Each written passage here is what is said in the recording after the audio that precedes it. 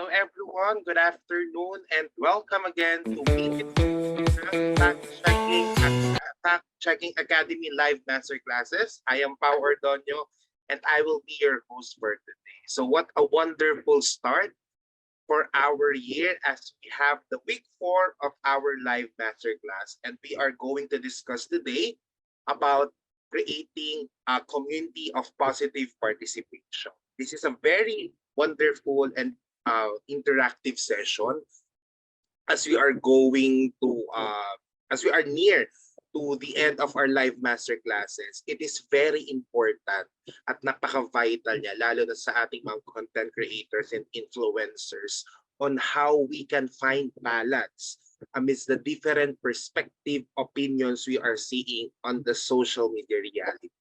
So we are very thankful again for your time, for sharing your time. We understand that this is the first Saturday of the year, and baka marami pa sa atin diyan na may mga kumbaga hangover pa sa nagdaang New Year's celebration. And it's a very good way, like what I mentioned, to start this year by having the live masterclass. And with that, we are showing again the QR code which you can scan for our pre-test this afternoon. So make sure you already have accomplished your pre-test, because this will be your basis or our basis for your attendance.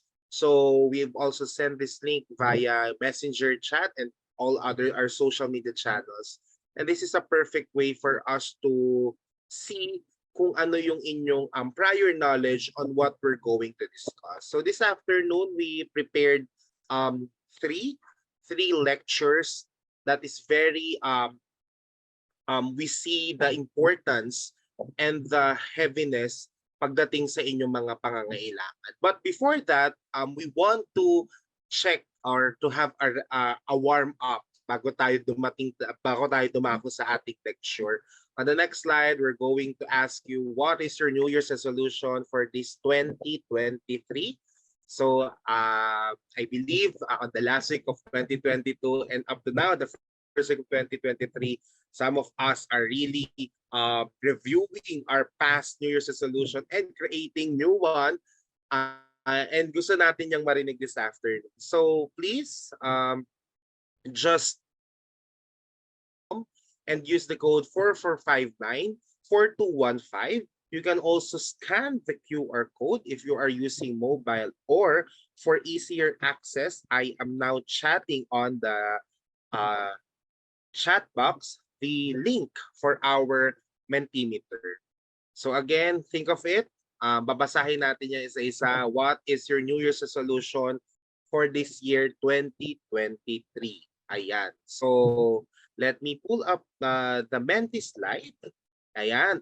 So I'm seeing na responses in our menti.com. And by the way, as I am sharing my screen, I would like to acknowledge the presence also of our friends from Internews. We have here Mr.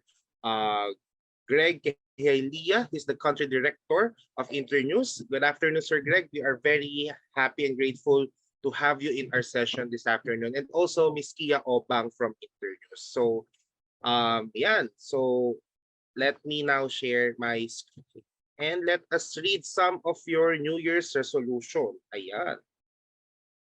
Okay, for a while. Okay, some of here mentioned that to be more proactive with the work that they do. Ito, maganda ito. Take care of myself more. Ayan. So I think this is also a need for everyone to have more time with themselves, or to do some things or new things to explore that will always link to our inner core. Ayan. So maganda ito sinabing papatol pa rin sa 2023. Papatol in a good way. Okay. So ito, be kinder to myself. Yan. Hashtag self-love. Sisikaping mabawasan ang mga fake news. Yan. A perfect or a right New Year's resolution to help in combating disinformation. create more interesting content about youth stories in BARB. Wow, this is a very wonderful movement as we are really in line, or what we support those movements, especially in BARB. So marami tayong mga kasama dito sa ating live masterclass coming from the BARM region para sila ay magtulong din in promoting responsible digital citizenship. Dito nakalagay is more advocacies, be more proactive, to be more motivated in school and in life, to stay physically active and to stay healthy. And ito, gusto ko ito. Wala naman. So, chill-chill lang tayo this 2023. So, I'm seeing here resolutions about being more proactive or productive as well in 2023. I know that some of us, we have our cheers and we have our losses in 2022. But this is a great opportunity for us to recalibrate and to go back to our journey and calling. And especially you content creators and influencers, you have a very big role when it comes to promoting social good and social change. Ayan. So thank you very much for your generosity in sharing your New Year's resolution for this year. And right now, ayan, let us go directly na sa ating first lecture for this afternoon. So for our first topic, we will be discussing about, we will be discussing about wellness, resilience, and exploring your personal values. We are very grateful to have again Mr. Pio Silva.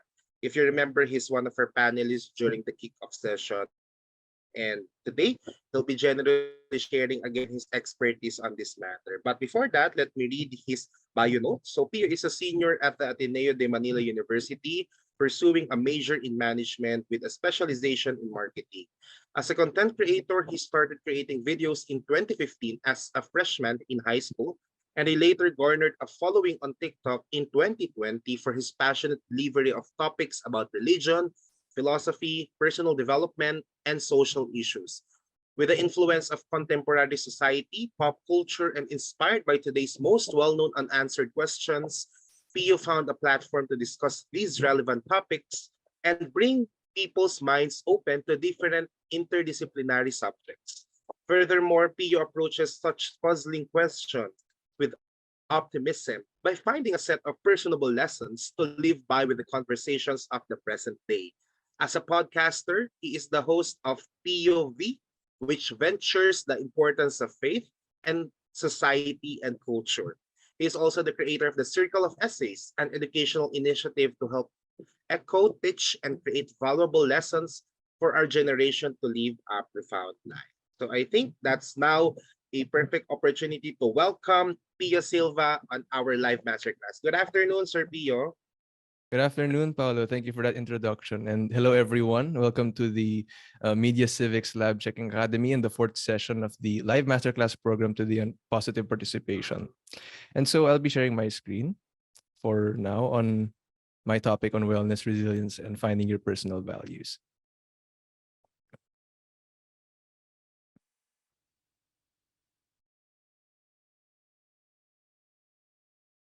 Hold on.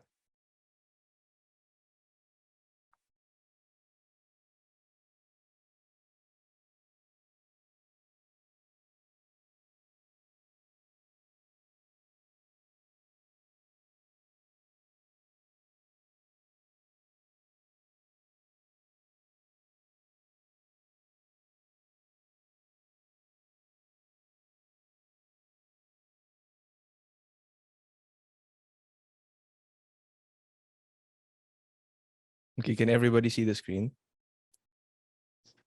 Yes, sir, we can see it now. All right. So, okay, I'll skip the introduction. So the topic for discussion today is wellness, resilience, and exploring your personal values through the lens of understanding the importance of media and digital literacy. So for the objectives of this discussion, it will cover four subtopics or four objectives. So the first will be wellness in using the media. We know that wellness in using the media involves being mindful of how you consume and engage with media and making sure that it is having a positive impact on your well-being. This might involve setting limits on the amount of time you spend using media, being mindful of the content that you consume, and being aware of the impact that media can have on your emotions and thoughts. Second will be resilience with the media. How do we ensure steps to take when we communicate openly and communicate transparently? Third will be empowering individuals with the media. So, how do we start producing actively in the space? How do we encourage participation and collaboration? Inviting individuals to contribute their ideas and perspectives, and creating a space where everyone feels welcome and valued. And number four will be on creating a shared vision. So, coming from the understanding of the media, how do you enable yourself or your team to attain a shared vision? A set of values that you and your team can stand for. How do you involve working with a group or community to identify common goals and values related to media consumption and engagement, and developing a plan to achieve those goals?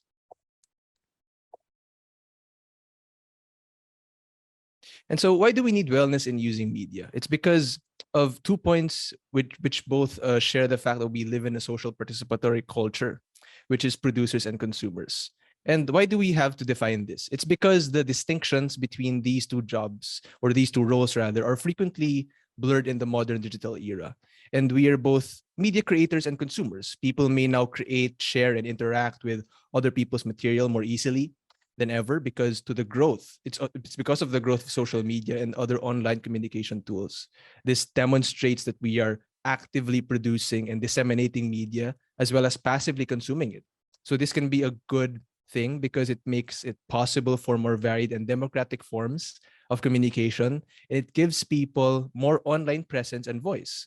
So the need to consider the influence of the content we produce is also important to consider other difficulties that can arise as a result. So we are producers and consumers. So growing up early in our youth, we've all been consumers of content. We've all been through different niches, through different content creators. We are consumers of content now. And now we content creators have become the producers, and we still remain consumers from other niches of content for a source of inspiration. So this is evident through traditional media and our digital media. We are all members that feel a sense of ownership and investment in the media that we consume. So in the Philippines, we are in a culture in which people are not just passive consumers of media, but we know that they actively engage with it and they create their own content. So to maintain the wellness of using media, it can be helpful to be mindful of how it fits into your overall lifestyle and to be intentional about the role that media plays in your life. So this might involve finding a balance between using media for entertainment and using it for education and personal growth, and being aware of the potential negative impacts that excessive media consumption can have. And so, in line with the wellness in using the media, I would like to make a distinction of the effects of traditional media and digital media. So, traditional media, such as television, radio, and print newspapers, were typically a one way activity, as said in the past, because they were controlled by a few corporations and the public had little say in what was produced or how it was distributed. So these media outlets would create and broadcast content, and the audience was largely passive, consuming what was presented to them without much opportunity for direct interaction or direct feedback. So there were a few reasons for this one-way dynamic. One reason was technological limitations. With traditional media, it was difficult for the audience to actively respond or engage with the content in real time. For example, if you were watching a television show, you wouldn't easily share your thoughts or ask questions about it with the producers or with the viewers, other viewers who are watching it. And so another reason for was the lack of financial incentive for traditional media outlets to facilitate actual audience participation. So such outlets were primarily funded through such like advertising, and the goal was to attract a large audience to watch or read their content, or not to actively engage with it. So overall, traditional media was a one-way activity in the past because of technological limitations and the lack of financial incentive for audience participation.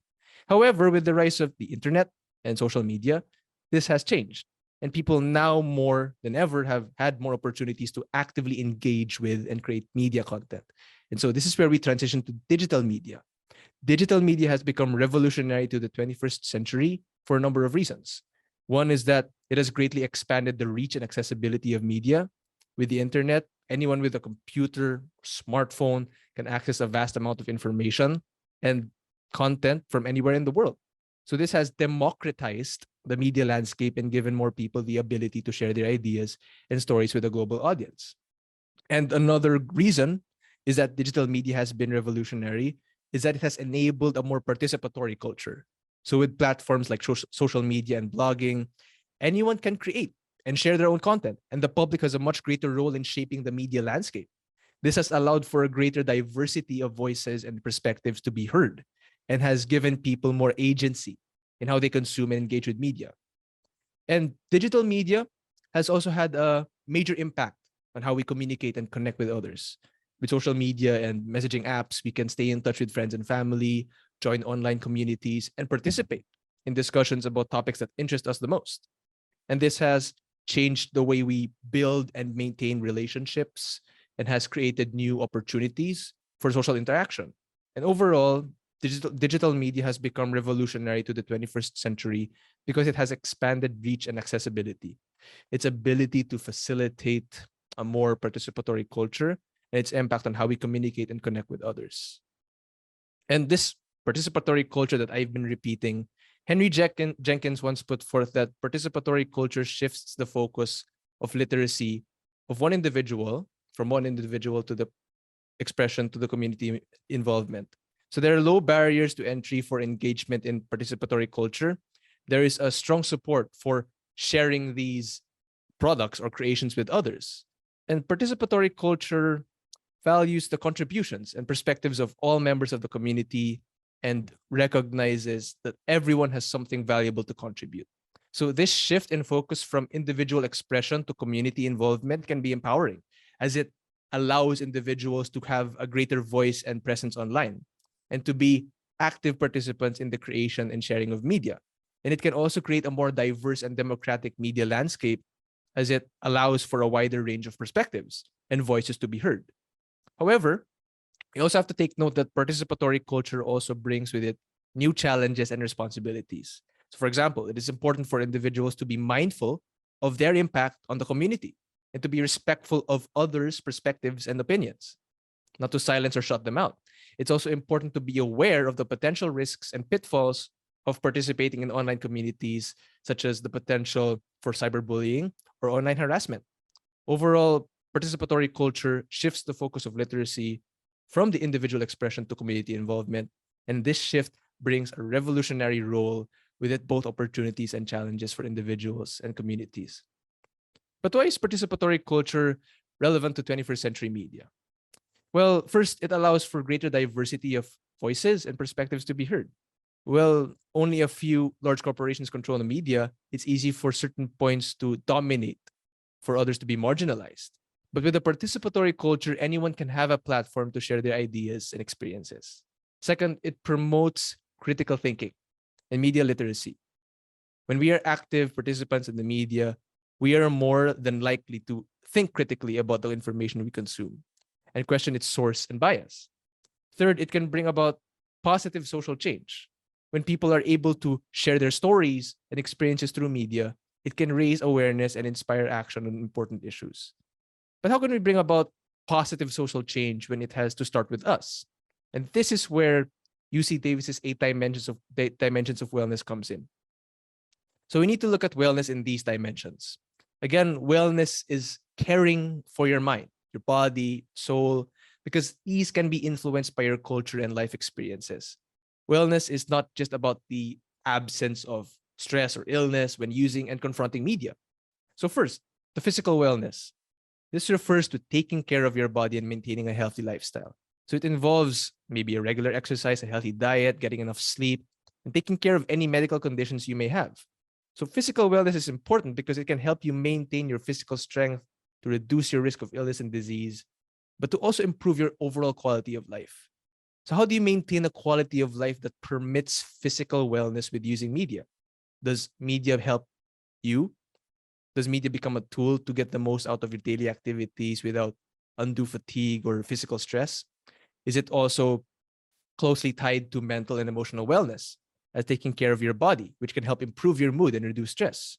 And next, maybe for some of you, maybe spiritual wellness. For many people, they seek rays of light, which entails looking for a sense of meaning, purpose, and kinship with a greater power than oneself. So in the media, anyone can entail partaking in, let's say, formalized beliefs or religion or spiritual practices, but it can also entail experiencing inner tranquility and a sense of connection to those around you. So spiritual wellness can be achieved through practices like meditation, prayer, or yoga, but it can also be achieved through giving back to the community. What is cultivating that appreciation to the community like? Or spending time in nature. You can feel more connected and grounded while also finding a sense of balance and significance in life by maintaining your spiritual wellness. And for emotional wellness, what is your capacity? Your carrying capacity to control and express your emotions while confronting the media in a healthy manner. How does it refer to your emotional well being? It entails being able to recognize and accept and manage your emotions in a healthy and beneficial manner because it can affect your thoughts, your feelings, and behavior, as well as your relationships and general quality of life. That's why emotional wellness, just like in the same traits as physical wellness, is crucial. So, self care techniques, such as taking breaks when necessary, establishing boundaries, and figuring out appropriate methods to deal with stress and unpleasant emotions that may trigger you, can be useful for preserving emotional health. So, when necessary, it can also be beneficial to ask friends and family or a mental health professional for support. And finding fulfillment in the media is coupling that with finding your meaning in work, as well as having a sense of success, purpose, are all aspects of occupational well being. So, setting and achieving career goals, as well as striking a balance between your work and understanding other facets of your life, are required because your job or career can consume a lot of your time and energy. And because feeling content and satisfied in this area of your life can have a good effect on your general well being in confronting the media. Occupational health is still crucial. Occupational wellness is still crucial. So, setting objectives, choosing employment that is relevant to you, and scheduling time for these hobbies and interests outside of work can all help you maintain that occupational well being. And what about your intellectual wellness, right? How do you engage often in being creative, in ideating, in mentally stimulating activities when using the media? Intellectual well being refers to your capacity to keep learning throughout your life and to be open to new experiences and ideas. It entails engaging in mental stimulation activities like reading, picking up new abilities, or taking up creative hobbies. Intellectual well being is crucial for your continued personal growth and development since it may keep you fascinated and interested in the world around you. So, setting aside time for mental challenges and mental stimulation, as well as making an effort to study and develop in new ways, can assist to preserve intellectual wellness. So, how do you become open minded when you participate in active listening? When you are able to fully comprehend the information that is being given to you? Another one that we sometimes overlook is environmental wellness. Whatever we consume, how do you lead a lifestyle that values the relationship between yourselves, your community, and the environment?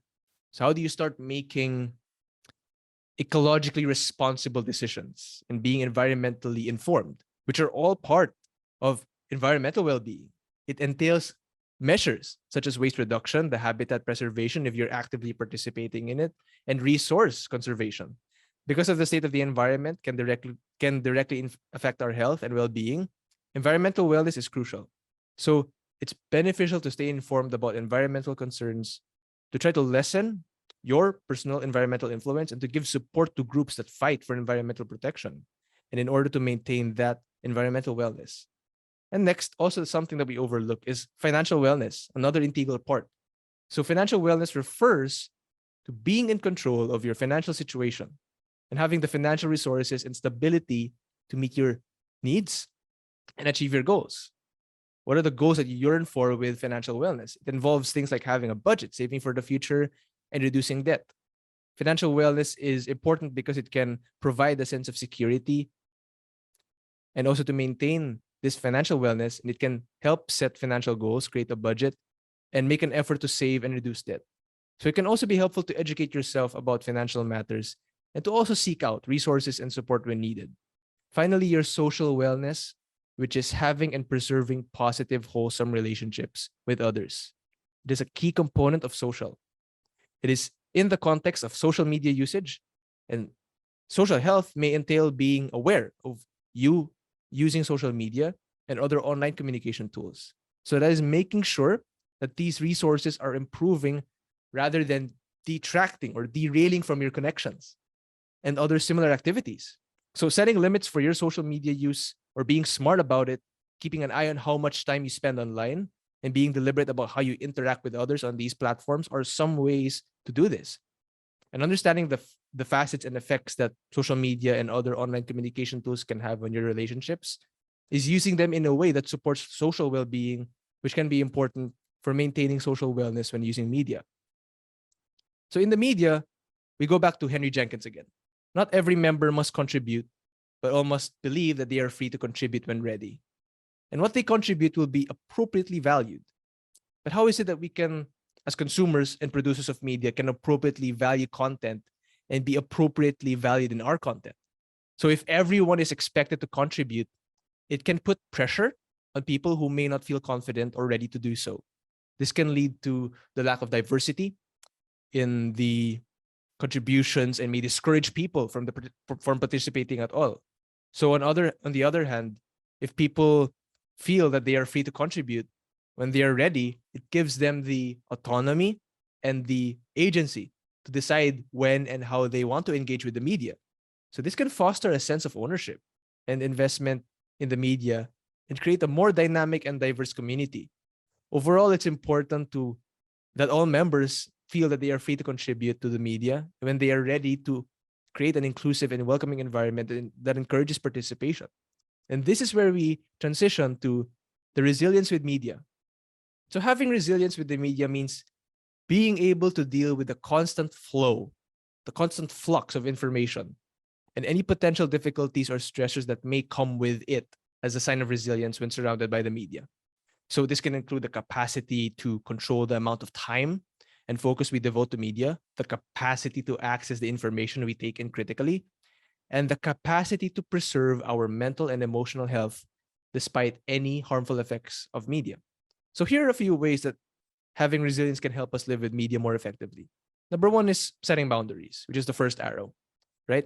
Having resilience means being able to set boundaries around our media consumption, such as limiting the amount of time or setting the amount of time on media and setting specific times to disconnect from the media.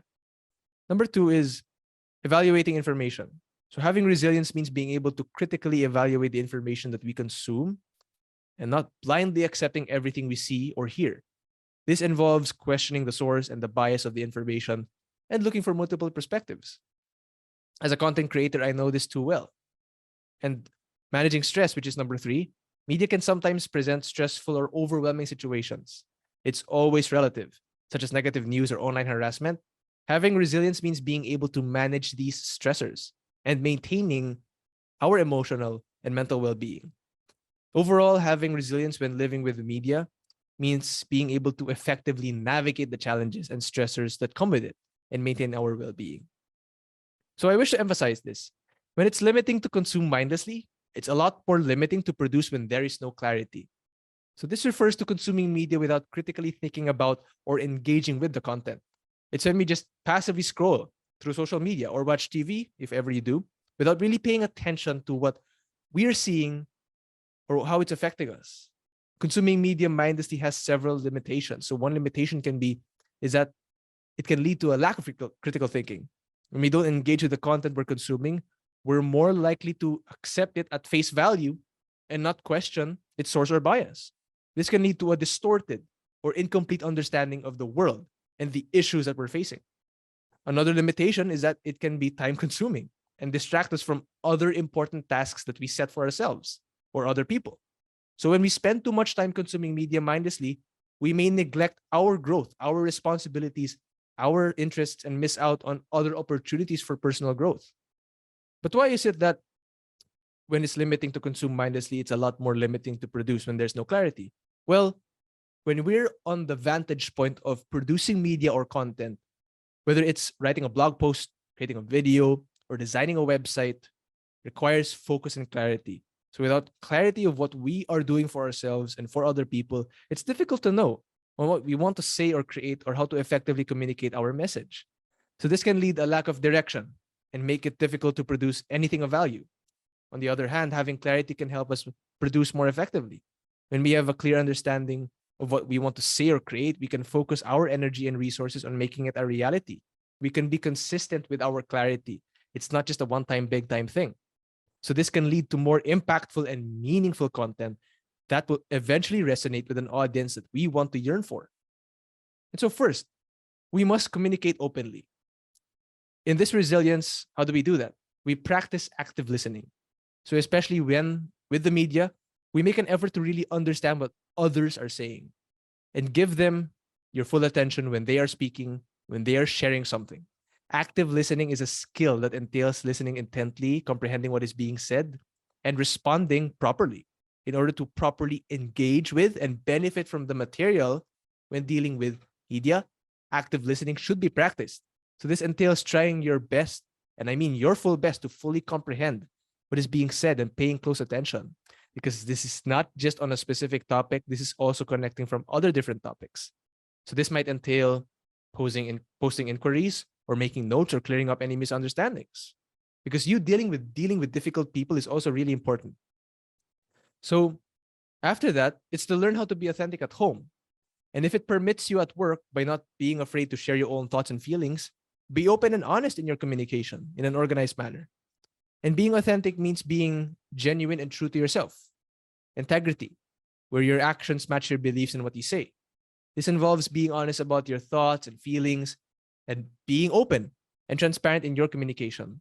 Being authentic at home and, if it's appropriate at work, can help you build the trust and the depth of your relationships. So it's important to be aware of the context and the boundaries of each situation, as some environments may be more conducive to authenticity than others. You have to find that oxygen-rich environment to learn how to be authentic. And in communicating openly, we also have to learn how to use the I statements. Instead of blaming or trying to shut off others or accusing others or the opinions of others, the I is not selfish. It's a form of counsel. We try to communicate our own feelings and perspectives using the I statements. They can aid in your ability to communicate clearly and non-aggressively. Using I statements may help you communicate more effectively and prevent arguments. So for instance, if you would say, I feel angry when like my phone isn't taken away from me, or when the trash isn't taken, when my chores are not moved, or when your household responsibilities are not done, as opposed to saying you constantly forget where to take this out. The latter is very present in the same way when we see commentary videos without any basis. When we scroll upon disorganized angry stitches on short form content, like on Reels, on TikTok, because only when we communicate openly will we be able to communicate transparently. So a positive participation or a positive participatory culture is open and transparent communication. How? It's by providing support and resources to individuals who are creating media, and an important way to empower them and help them succeed. This might involve offering training and mentorship, which can help individuals learn new skills and techniques and give them the support and guidance they need to grow and improve. It might also be involving providing access to equipment and software, which may not be essential for individuals who are trying, which can be essential for individuals who are trying to create and share media, but may not have the resources to purchase these items themselves. So encouraging creativity and self-expression is another important way to empower individuals with the media. This might involve providing a space where individuals can explore their interests and passions. And emphasizing ethical and responsible media production is also important in order to ensure that individuals are aware of the potential impact of media on others. And these are the respectful and responsible ones in media production. So this might involve teaching individuals about the potential consequences of their media, encouraging them to consider the impact that it might have on their audience. So it might also involve setting standards and guidelines for ethical media production, encouraging individuals to follow these guidelines to ensure that their media is responsibly appropriate for their audience, which moves us to empowering individuals with the media. There are two main goals here. So we require the factors of multitasking and using the media and learning how to foster collaborative culture with the media. This can be important in today's fast-paced and interconnected world, where we are often required to multitask with media in order to keep up with the demands of our work and personal lives. But both of these goals are important for empowering individuals with the media as they help to ensure that individuals are able to navigate and make sense of the complex and rapidly changing media landscape and are able to use media as a tool for communication, collaboration, and self-expression. So everyone seems to be multitasking in the fast-paced world of today, right? We've grown accustomed to managing numerous tasks at once. And so why is it so difficult for us to concentrate on one subject when using digital media? Well, one factor is that access to information and entertainment has become simpler, and who's first, right? With the internet at our fingertips, switching between tasks is simple, and we can always find something new to do or to watch, right? We may find it challenging to maintain long-term focus due to this constant barrage of stimuli. Another factor is staying in touch with others has now become simpler and effortless thanks to digital media. So no matter where we are in the world, we can always speak with our friends and family. We may feel as though we might always be on due to this constant connectedness, which may encourage us to multitask in order to stay up. So how do we translate that in our actions in person when we form relationships with others? And finally, for many of us, multitasking has become a way of life because of media, because we've been compelled to do so. It may seem as though we must always be working because of how much is going on in the world and how much of our time is demanded. However, multitasking actually reduces productivity and increases the risk of errors. So what can we do to address this? We can stop. How can we stop multitasking and put all of our attention one task at a time? Switch tasking. So limiting our access to digital media may be an additional solution, but it's about using digital media to give our brain the chance to rest and recharge. It's to turn off the unnecessary notifications and take regular breaks from screens. We cannot always switch tasks because we lose quality time. And in conclusion, individuals who multitask in this day and age due to digital media for a variety of reasons may stop the loop of multitasking and live more focused and effective lives by being aware of their behaviors and establishing boundaries for themselves. So how do we foster the collaborative culture with media? Well, fostering a collaborative culture with the media involves creating an environment where individuals and groups are able to work together effectively and efficiently create and share media. This can involve a variety of different strategies and approaches, depending on the specific goals and needs of the group. Some potential ways to foster a collaborative culture with the media might include: one, support independent media outlets and platforms that give a voice to diverse perspectives in our country. We can start by subscribing, donating. We can do it by sharing their content, sharing their articles and other content from independent media outlets, and engaging with the content. To comment on articles and participate on discussions and posts on independent media platforms. And we also need to support our independent journalists. Consider supporting who are working to give a voice to diverse perspectives. And the key here is diverse perspectives. This might involve subscribing to their work and knowing how they do their work, sharing it on social media, and making a financial contribution to help them continue their work. And also, to contact your trusted elected representatives. If you're concerned about the lack of diversity in mainstream media, consider engaging with the ones that you trust, your elected representatives, and advocating for policies that support independent media and diverse voices. And next is number 2, checking the results of the media that we use. And a few steps to take this are: reflect on your own feelings and actions, your reactions. How do you feel after consuming different types of media? Are you left feeling uplifted, inspired, or frustrated and drained? Your actions can be a good indicator of the impact that media is having on you. Pay attention to the messages being conveyed. So take a step back and consider the messages and values that are being conveyed through the media you consume. So do these messages align with your own values and beliefs? Or do they conflict with them? Do they make you question them? And so on and so forth. And check the source of the information. Be aware of the sources of the information you consume and consider whether you are seeing them as reliable or credible. If you are not sure about the credibility of the source, you can try to verify the information to other sources or consulting with experts. So you consider the potential impact. We think about the potential impact of the media you consume on yourself and on others. Is the media having a positive or negative impact on your thoughts, feelings, and actions? Is it promoting healthy and productive behaviors? Or is it encouraging unhealthy or harmful ones? Right? And so what we need to be positive pundits. What do I mean by that? The quote, "We have to be positive pundits," suggests that it is important to be optimistic and hopeful, and to look for the positive aspects of situations rather than dwelling on the negative. So this mindset can be especially important in today's world, where it is easy to become overwhelmed by the constant stream of news and information that we are exposed to. It can be tempting to focus on the negative aspects of things or to feel the world is a dark and difficult place. However, the quote is encouraging us to resist this tendency and to try to focus on the positive. And there are several reasons why it is important to be a positive pundit.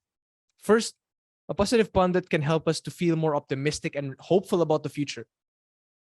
When we can focus on the opportunities and possibilities rather than our career obstacles and setbacks, this can help us feel more confident and motivated and can help us to pursue our goals with greater determination. And second, being a positive pundit can also help us be more resilient and better equipped to handle challenges and setbacks. When we are positive and hopeful, we are more likely to approach challenges with a sense of determination rather than becoming discouraged or defeated. This can help us bounce back more quickly from setbacks and stay motivated and focused even when things are difficult. And in summary, the quote we have as positive pundits is encouraging us to be learning.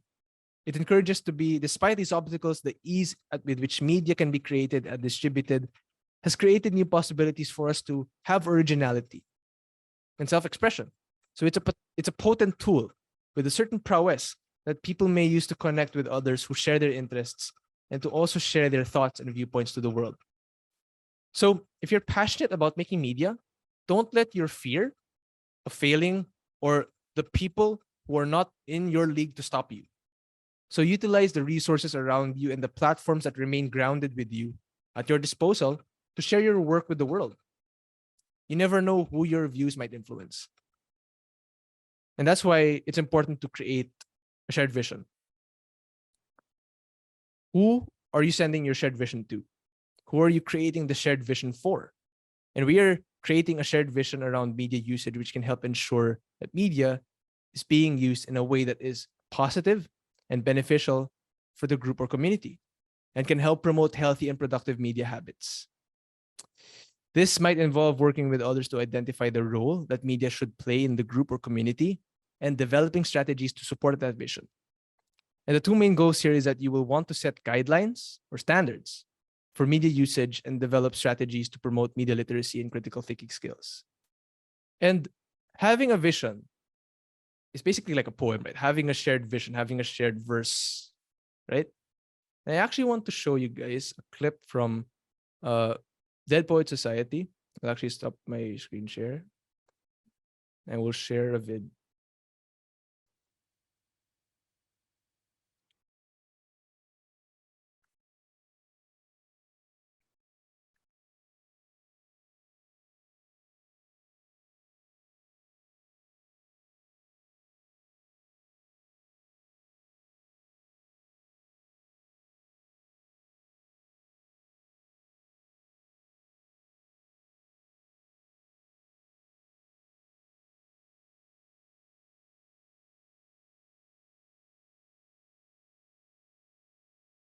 Sir, there is no audio po. Oh, there's no audio. Okay. Is there a way to share the audio here? Yeah, just share screen and click Share sound. the Okay. option share sound. Okay.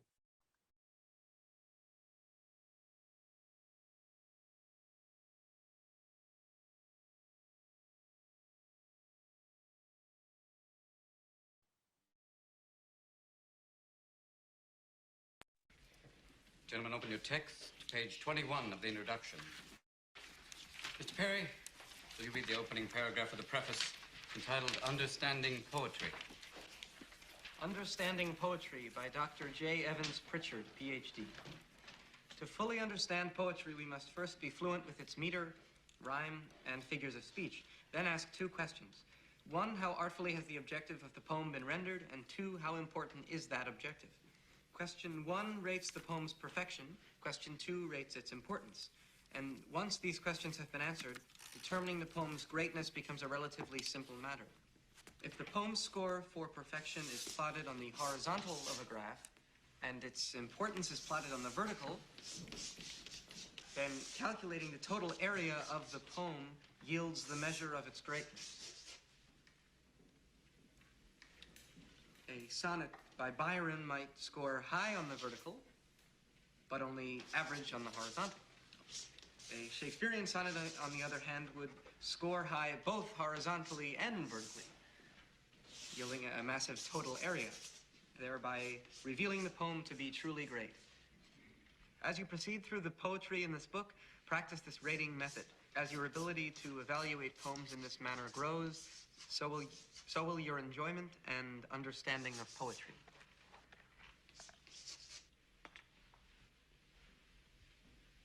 Excrement. That's what I think of Mr. J. Evans Pritchard. We're not laying pipe. We're talking about poetry. I mean, how can you describe poetry like American Bandstand? Well, I like Byron. I give him a 42, but I can't dance to it. Now, I want you to rip out that page. Go on. Rip out the entire page. You heard me. Rip it out. Rip it out! Go on. Rip it out! Thank you, Mr. Dalton. Gentlemen, tell you what, don't just tear out that page. Tear out the entire introduction. I want it gone. History. Leave nothing of it. Rip it out. Rip! Be gone, J. Evans Pritchard, Ph.D. Rip! Shred, tear, rip it out! I want to hear nothing but ripping of Mr. Pritchard. We'll perforate it, put it on a roll. Is that the Bible? You're not going to go to hell for this. Go on. Make a clean tear. I want nothing left of it. Shouldn't be doing this. Rip it out, rip!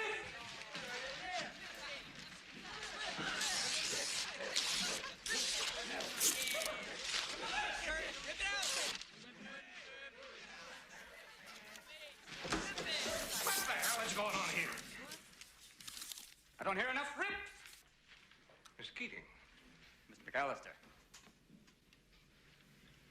I'm sorry. I didn't know you were here. I am. Ah, so you are. Excuse me. Keep ripping, gentlemen. This is a battle, a war, and the casualties could be your hearts and souls. Thank you, Mr. Dalton. Armies of academics going forward, measuring poetry. No, we will not have that here. No more, Mr. J. Evans Pritchard. Now, my class, you will learn to think for yourselves again. You will learn to savor words and language. No matter what anybody tells you, words and ideas can change the world. Now, see that look in Mr. Pitt's eye? Like 19th century literature has nothing to do with going to business school or medical school, right?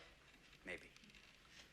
Mr. Hopkins, you may agree with them, thinking, yes, we should simply study our Mr. Pritchard and learn our rhyme and meter and go quietly about the business of achieving other ambitions. I have a little secret for you. Huddle up. Huddle up!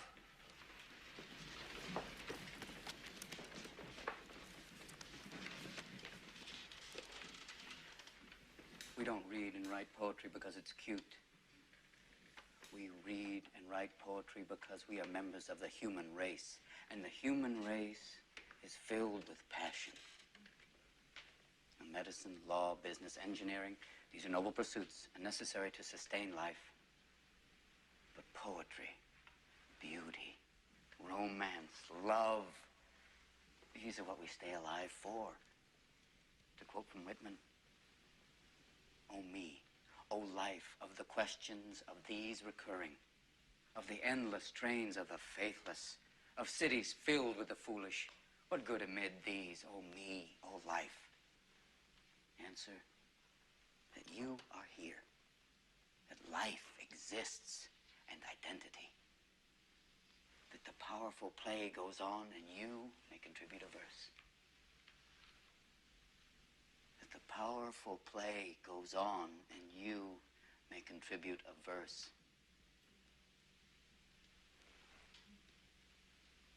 What will your verse be?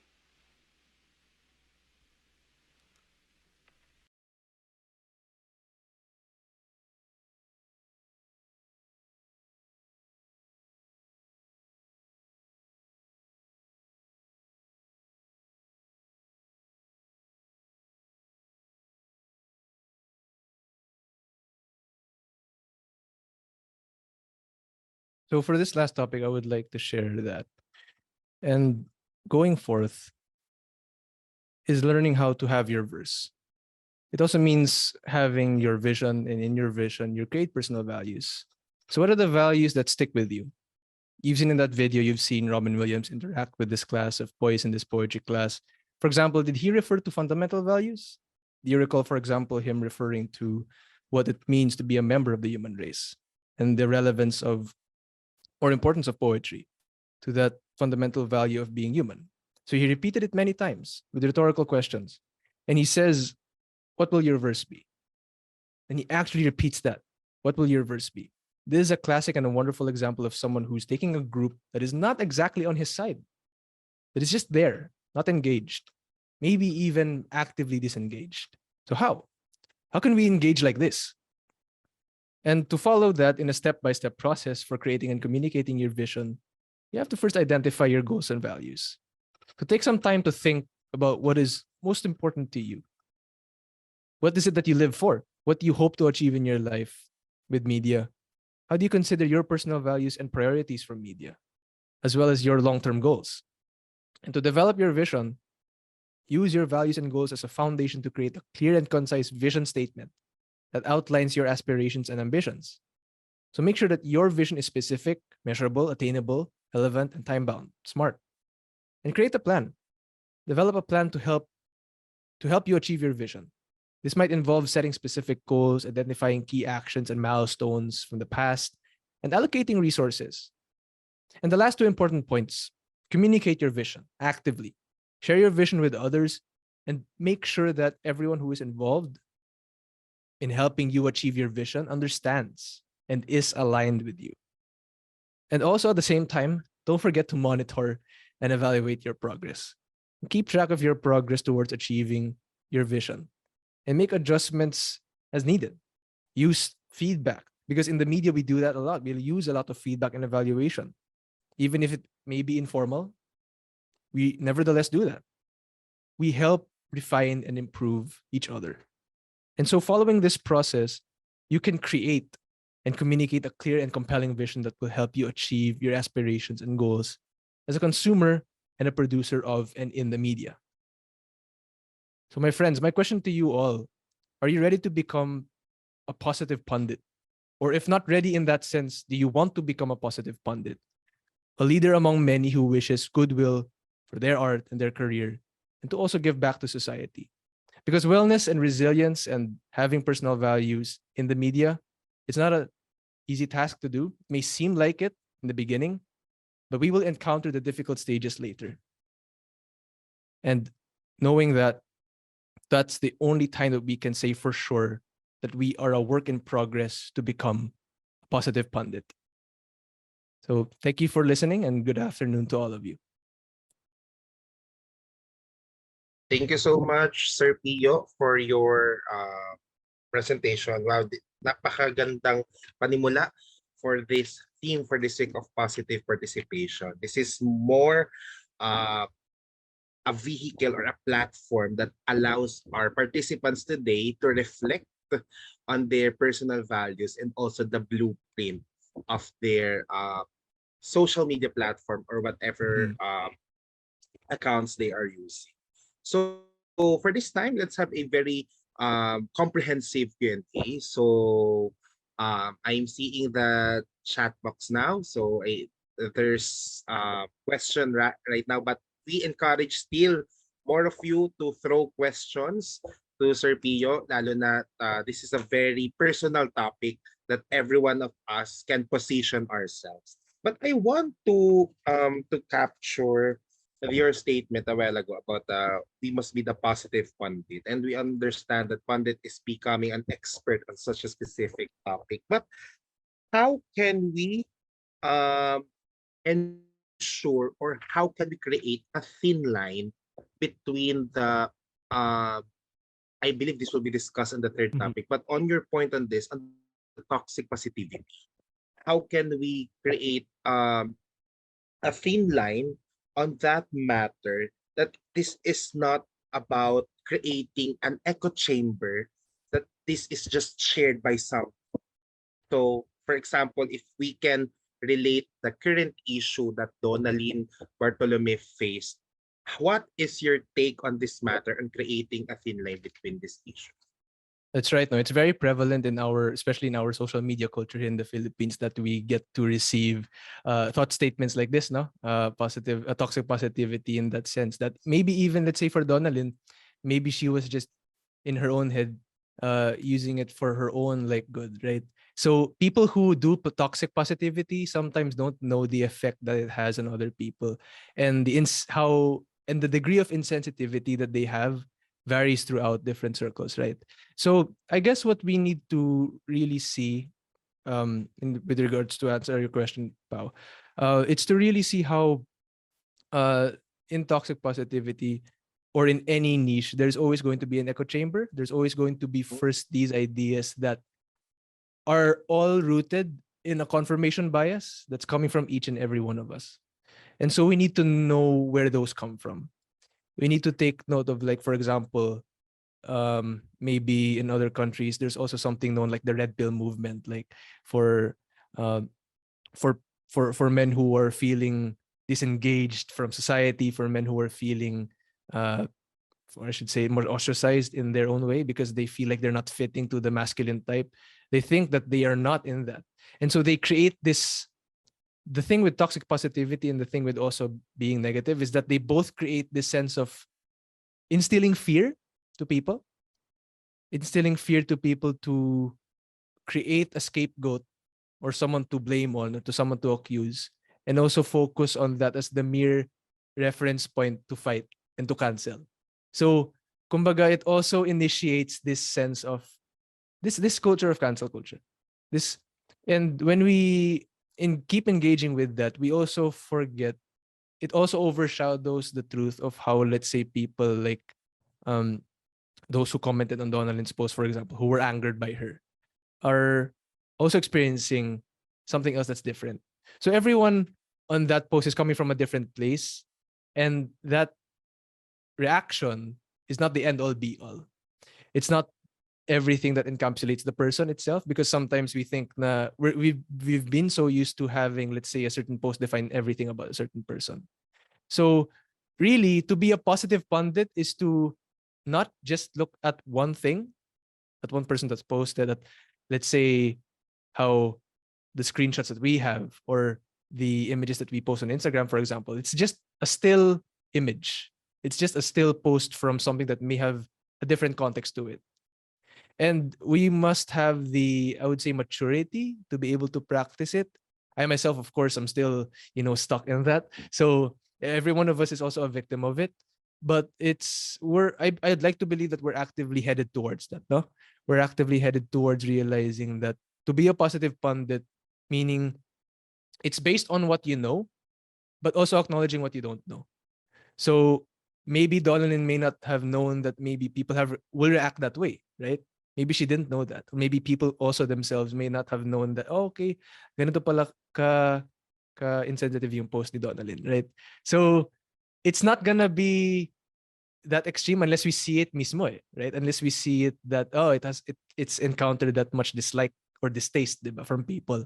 So really, it's really self-evident that many of us are headed towards a direction. I think of it that way. I don't think that Filipinos naman are losing that habit. Pero if we can, in my own terms of the positive pundit, if we can engage with those habits, if we can engage with that, maybe as a New Year's resolution, for example, when we treat it as a New Year's resolution in the media, no, when we start it at home, that's gonna spread to people whom we care about. So if it's also contagious in this way of counseling each other to become positive pundits, it will be better, if not way better than when we are still stuck in this spiral of canceling each other, of shutting each other out. If we know that other people have such freedoms, but sometimes use their freedoms at the expense of others, we need to take note of that. So that's how I would say na we identify being a positive pundit. And it is still in its infancy stage in a way for many of us content creators, since there are also many of us who are in the macro micro influencer stage. it's a journey in the making. It's really a journey in the making. And so um that's why I didn't really put positive like exactly the steps to put that in the positive pundit, because like it's still a coined phrase of ambiguity pa. May vagueness pa rin yan eh. So I would say that the first step is to just really examine um when you get to people's other accounts, when you get to know people's profiles, and when you get to meet them face to face, it's really different when it does not mirror the virtual world. Because when you are in person with other people, that's when you get to realize a different side of themselves also. Apart from the virtual things that you're only seeing, ah, ganito pala yung journey niya. Ganito pala yung parang that's what they were targeting. So there, that's my answer, Pao. Thanks, Pio. I really agree with you that it must not be one-sided, and definitely agreeing also that the bias is really there because, like again, we're going back to the components of the media Right. information literacy. There's an author within media messages, and they construct media messages based on their values or Mm-hmm. based on their interpretation on that matter. So it's really important for me. I think the very practical is wearing the shoes of others, taking one step Yeah. back to really understand. And as much as we can, we are not experts of everything. Mm-hmm. All we can do is just freely share our opinion, but on a very nice way that we encourage healthy dialogues. Yeah. That's right. So again, we encourage our participants, if you have questions to Pio, feel free to chat it so that uh, we can raise it to him. But again, I have another question here. I really love idea the shift now of the producers and consumers, which are called as prosumers. That's the terminology that I'm hearing when I'm still with a government agency that I handle, MIL. Dr. Tibaldo mostly mentioning the shift to prosumers, that it is no longer a linear Mm-hmm. communication mode, but feedbacking is very vital. And I understand that through that we understand what our audience wants, right? Kung ano yung gusto ng mga audience natin na makuha sa atin. But um, is there a way ba to set boundaries on our values na hindi tayo maimpluwensyahan na ng mga audience natin? I mean, it's somehow linking to my question is, but how can we really set a limitation to our values that it will not change our appearances in our platforms?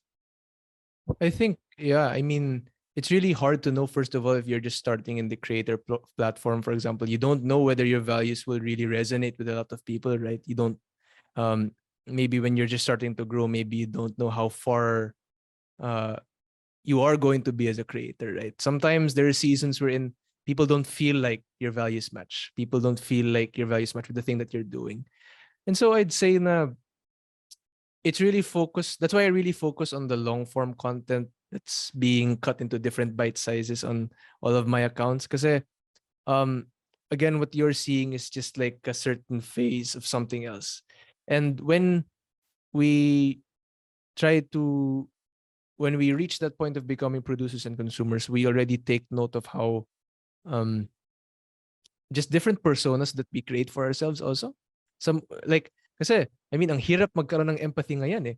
Kasi it's hard for us to not just we don't just base our empathy lang based on the person mismo that we see outside, right? We now base it on many things that we hear about them online.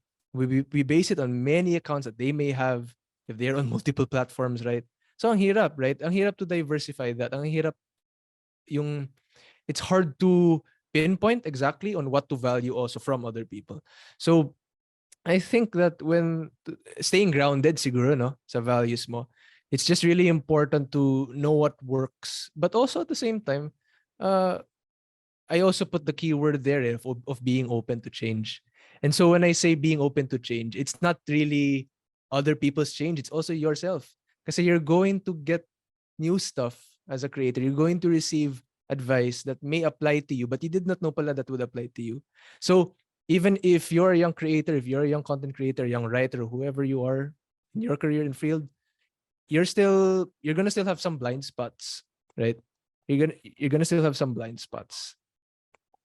Sorry. Yeah.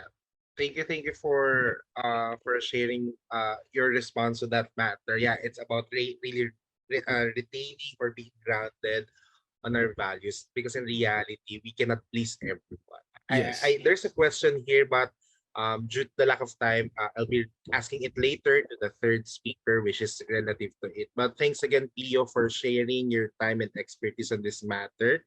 Thank you. Really learned a lot from you, and our participants can explore more about your talks, about your opinions on other things. So, guys, you follow Pio on his social media accounts.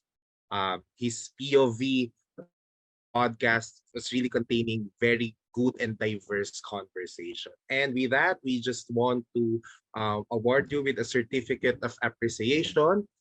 Um, so let me read the citation. So the certificate of appreciation is proudly presented to Pia Silva for sharing his invaluable knowledge and expertise on wellness, resilience, and personal values during the Media Civics Lab live masterclass on creating a culture of positive participation, given the 7th day of January 2023 in Manila, Philippines, and signed by the founder and president of Break the Fake Movement, Mr. Gabriel Billones Jr. Once again, thank you so much, Sir Pio, for your time. Thank you so much, guys. Thank you, Pao.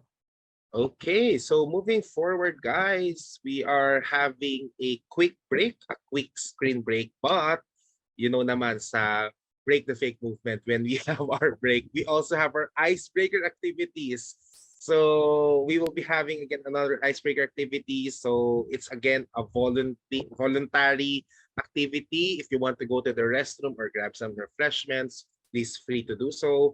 But right now, we're going to share our screen for our icebreaker this afternoon. Again, the winner of this game will receive the limited edition Media Civics Lab merchandises. So, nakita naman natin sa group chat natin, some are posting na, some are sharing their items na na-receive na nila. So, thank you so much for actively participating in our icebreaker activity. So now, as we can see on the screen, the title of our game for this afternoon is the Riddle Game. So sa Tagalog, bugtong-bugtungan tayo. So again, we have a simple mechanic for this activity. Ayan. Sige, let's wait for the tech to up our riddle game. Okay, let's see on the next slide. Ayan. Okay. Let's just wait. Ayan. On the next slide,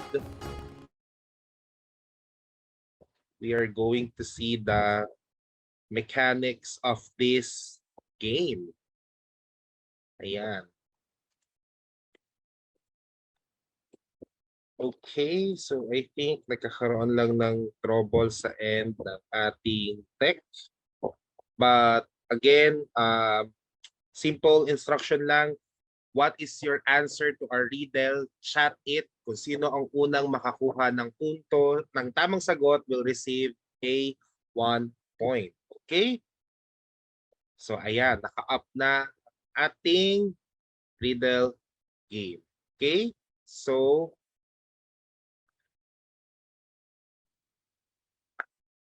let's see now on our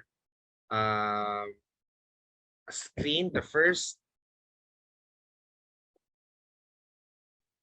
riddle. Okay.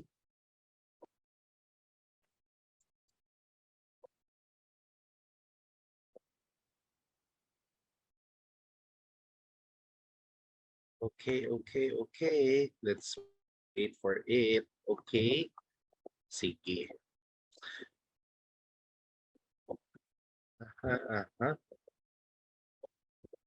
Up lang natin ulit. So again guys, while we are troubleshooting it, feel free na kayo muna ay mag-restroom or have some snacks.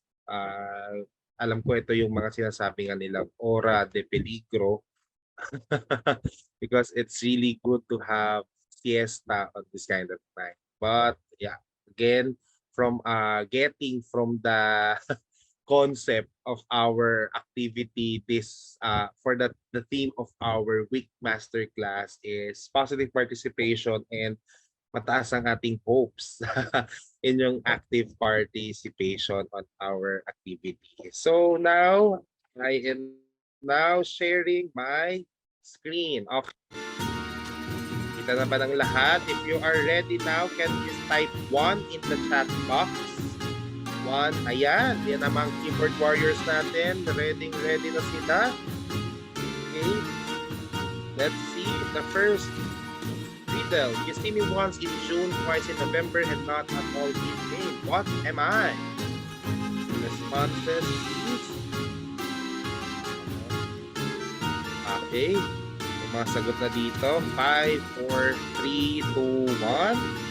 And the correct answer is the letter E. Okay, 1 point for Camilo Villanueva. Okay, sa ating tech team, pa-note na lang ng ating mga scores.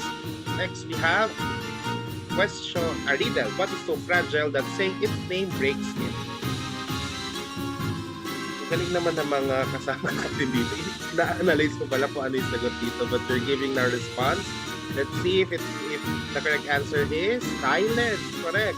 1 point for Kent Andy Lagasa. Okay, next. What goes through cities and fields but never moves? Chat now your response. What goes through cities and fields but never moves? Ano kaya ito? Okay, sige. Bigyan natin ng 5, 4, 3, 1. And the correct answer is road. Okay. Andrea Ortega Guangco got 8 point for this. Yan. Nagsabi ng give chance to others. Sige, tingnan natin. I have lakes with no water, mountains with no stone, and cities with no buildings. What am I? Ano raw siya? Or sino raw siya? I have lakes with no water, mountains with no stone. Okay, may isa pa lang tayong response. Dalawa. May pa tayo ng iba. 5, 4, 3, 2, 1. Iba-ibang sagot. And the answer is map. Okay? Walang nakakuha ng tamang sagot. Okay, moving forward. What can fill a room but takes up no space? Kaya ito. What can fill a room but takes up no space? Let us see. The correct answer is, okay. Kaya ang lahat, pero may nakakuha ng tama. It's Ramon Bong Guevara. Light sa kanyang sagot.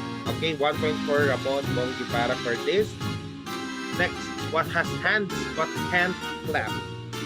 What has hands but can't clap? Okay, natin.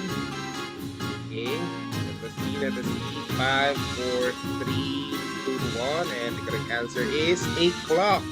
And for the clock, Ronald Adlawan got a point for this. Okay, next. I'm light as a feather, yet the strongest person can hold me for 5 minutes. What am I? I'm light as a feather, yet the strongest person can hold me for 5 minutes. What am I? May mga iba't ibang sagot tayo nakikita. Okay, 5, 4, 3, 2, 1. And the correct answer is breath. And Camilo Villanueva got the correct answer. I love the answer salad. Pwede nga rin naman. Next, hindi tao, hindi hayop, kung uminom ay salop-salop. Ayan, Tagalog tayo ngayon naman. Hindi tao, hindi hayop, kung uminom ay salop-salop. Okay, 5, 4, 3, 2, 1. And the answer is patya. Okay, tatanggapin na ba natin tong banga? May nagsagot ng banga si Rahip Musa. Tignan natin. Sige, alamin natin mamaya sa ating tech team kung okay yung ano. Okay. Bisitang hindi inaasahan na uuna sa hapagkainan. Ano kaya ito?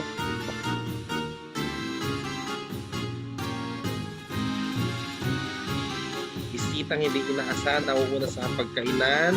Langaw. May nakakuha ng tamang sagot. Ramon Bong Ibarra was the correct answer. Langap. Okay. Gusto ko yung gate crasher. Yan ang wiwitin ng ating mga kasama. Okay, 10. Binabantayan, binabalikan, hindi iniiwan. Naku, hugot ata ito.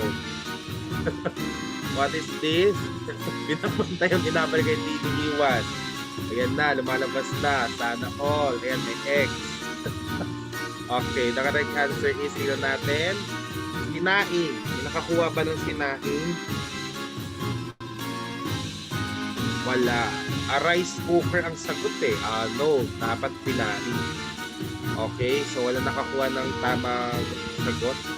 Okay, so thank you guys for playing. I hope nag-enjoy kayo. Enjoy din ako magbasa ng inyong mga witty na responses. So now, I will be requesting our tech team. Ayan, tech, sino po ang ating panalo sa ating activity na ito?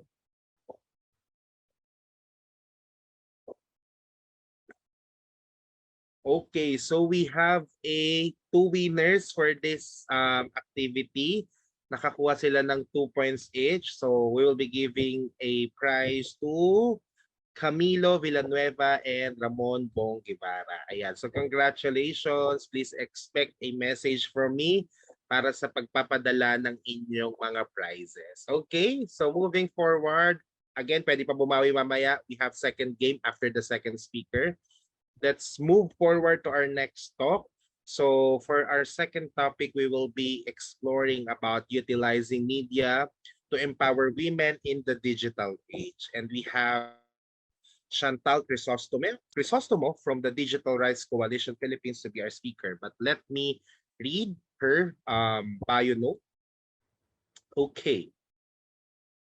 So Chantal volunteers for various initiatives that work towards accessibility and equity for all. She cut her teeth in human rights advocacy through pride movements and community organizing. In her professional life, she used to work in software development, product management, and information security, but now she gladly lends her technical proficiencies to support human rights defenders and civil society actors. Her main advocacies are gender justice and technological justice. Currently, she serves as one of the 4 group members for Digital Rights Coalition Philippines, a loose consortium of digital rights advocates dedicated to fight digital disinformation and uphold human rights in the digital field. Friends, let's give a virtual round of applause to Chantal. Hello Chantal, magandang hapon.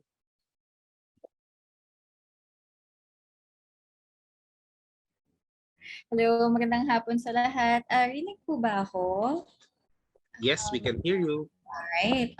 Is it okay to have yung sa share screen? Can I share my screen, please?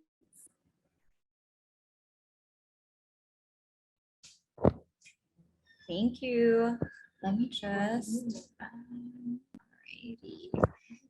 So, hello, magandang hapon po sa lahat, and I hope that we're okay with speaking in Taglish. Otherwise, just let me know. I'll switch on to just English. But I'm gonna deliver this talk in Taglish. So, hi again. My name is Chantal. My pronouns are she, her, and I'll be talking about supporting women and minoritized folk in media spaces. So, ayun, although kakagaling lang po natin sa isang game, meron na naman akong isang game na pahula for this session. So before we start, actually, I'd like you to go to this URL. Ay, mali pala yung ano ko, diba? Double slash https colon dash dash slash apb.li slash mcl23pl. Let me just type it down for y'all. apd.li slash mcl23pl. So you can go to that URL directly here. So, okay, I'm seeing some folks go into the to the doc already. So this is, well, it's a game, but also kind of a gauge of how we understand women empowerment currently. So ayun, we're just gonna go and read the following statements, and then you should park your cursor in the boxes that apply to you. So these are like three statements, and then meron dito, strongly disagree, disagree, neither agree nor disagree, agree, and strongly agree. Tapos, ayun, kung nag-agree kayo sa statement, just put your cursor in that box. Kung, ayun. So yung first question actually is, or rather the first statement is, the current media and technology spaces uplift and support women's movements and women in general. So ayun, just park your cursors there. So we have some folks who disagree, some folks who agree, some folks who are carry lang. They neither agree nor disagree. All right. Yan. Pwede pa po kayong humabol. Yan.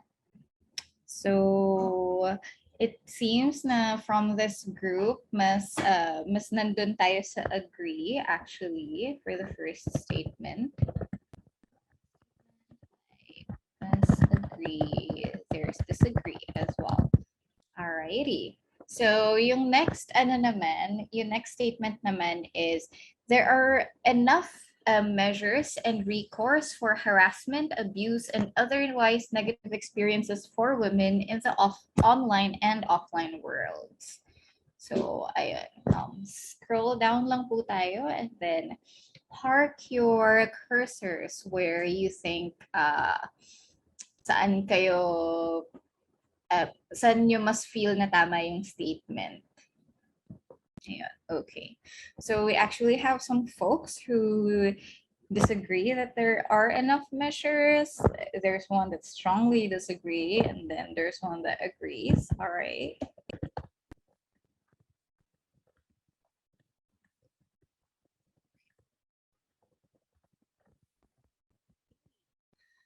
And then lastly, we have women thrive in media, technology, and technology spaces. So do you agree with this statement? Do you disagree with this statement?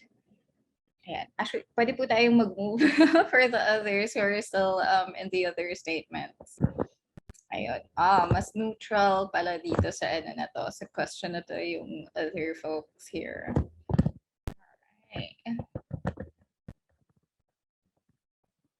Yeah, okay. So, mostly positive ang natin in terms of women thriving in these spaces. All right. So thank you so much for doing this short activity. So yung point po niyan ay gusto natin malaman kung nasaan yung understanding natin of how like women are represented in media, or actually how women are treated in these spaces. So, okay. Magpapakilala lang ako very quickly. So, ayan, although na-mention naman ni Pao kanina. So, basically, ayun, hello po. I love cats, as you can see there in the slides. So, I'm also very, what do you call this? A very private person. Actually, I don't give out my photos. So, yeah. Ayun. Thank you for the cat love. Yeah. So my background is actually, if we're talking professional, I'm really an IT professional by trade, shall we say. Pero my heart is actually really in human rights advocacy, specifically in LGBTQ plus rights advocacy, and I also advocate for digital rights. So a lot of the perspectives in this talk actually I coming from more of a consumer and human rights activism lens. So ayun, I don't really produce content except if it's like pag sa organizational communications, campaigns, ganyan, mga campaigns, pero like me as in podcasts or like as a micro influencer or anything like that. Hindi po ganun yung background ko. Pero ayun, I will be talking about basically yung ano ba yung mga kailangan nating malaman when it comes to supporting women and minoritized folks. So, ayan. Medyo, the focus is gonna be on women, but I'm gonna talk about like other um, like marginalized people as well, like queer people, disabled people, ganyan. So, ayun. Next thing is, okay, so I just want to give you an idea of ano ba yung current landscape natin when it comes to gender equality. So I'm showing you this gender inequality index by the UN Development Program. So yung gender inequality index, or the GII, is a composite metric of gender inequality using 3 dimensions, as you can see there. So there's reproductive health, there's empowerment, and the labor market. So pag mas mababa yung value, it indicates na mas mababa yung inequality between men and women and vice versa. So per this GII report, in 2021, actually, the whole world has an index of 0.465. So that's actually not much of a half, kasi yung pinakamataas na index ay nasa, which means that the highest inequality in the world is at 0.820. So ayun, halos just above kalahati lang. And tayo sa Pilipinas, ang ranking natin ay actually, out of the 190 countries na sinurvey dito, ay we rank at 116. So ayun, at 0.419 GII. So malalaman na medyo, ayun, according to the UNDP, so nasa ano tayo? Ano yung sabi niya? Medium human development po tayo. So next naman is, ayun, yung the countries, the only countries that have full equal rights for women based on their yung mga rights na guaranteed by law ay nasa 12 lang. So we have just Belgium, Canada, Denmark, France, Greece, Iceland, Ireland, Latvia, Luxembourg, Portugal, Spain, and Sweden.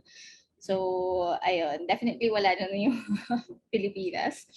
So among how many countries in the world, 12 lang ang sure na nasa kanilang batas yung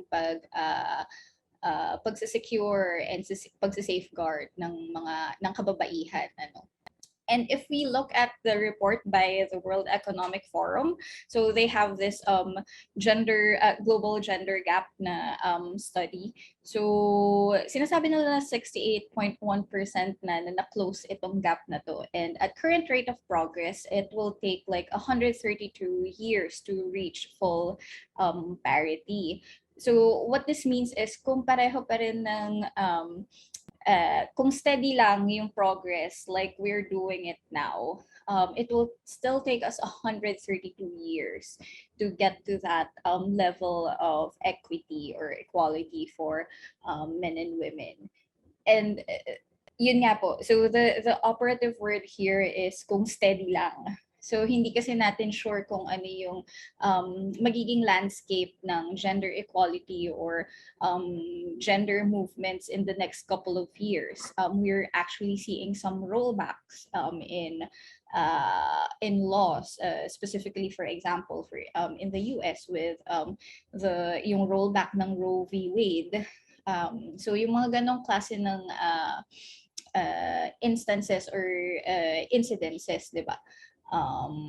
Ayun, makaka-apekto ito sa pag-reach ng ating full equality. So, ayan. So, ito yung ginagalawan natin when it comes to gender equality here. And the talk is about empowering women, di ba? Pero first, what does it mean exactly to be empowered? So, what sabi sa Oxford Dictionary, they define empowerment as giving someone the power or authority to do something or giving someone more control over their own life or the situation they are in, right? So I will show you some examples of women who we can consider to be empowered. And I would love to see some hands, like raise ng hands if you're familiar with any of these names. And if kilala nyo silang tatlo, like I would like to see like a heart maybe, or yeah, something on the chat maybe. Teka, makikita ko ba dito? Ayan. So, merong isa na nag-heart. So, kilala niyang lahat. So, ayun, just for everybody else's ayun, para ma-introduce din sa kanila kung sino itong mga babaeng ito. So, the first one is Ada Lovelace, which is like basically hero ng mga people in especially women in computer science. So siya yung first programmer. She's not the first woman programmer, she is the first programmer. So after the analytical engine was developed, siya yung unang nagsabi na pwede tayo makagawa ng program dito. So ayan si Ada Lovelace. And we have here Henrietta Lacks, who is the source of the HeLa cell line, which is a very important cell line for cancer research. And lastly, we have Masa Amini, who is a 22-year-old Iranian woman who was traveling without a hijab, despite morality laws. So we can say that they are empowered in their own right, di ba? Yung may mga achievements sila na nagawa, or parang they're defying certain certain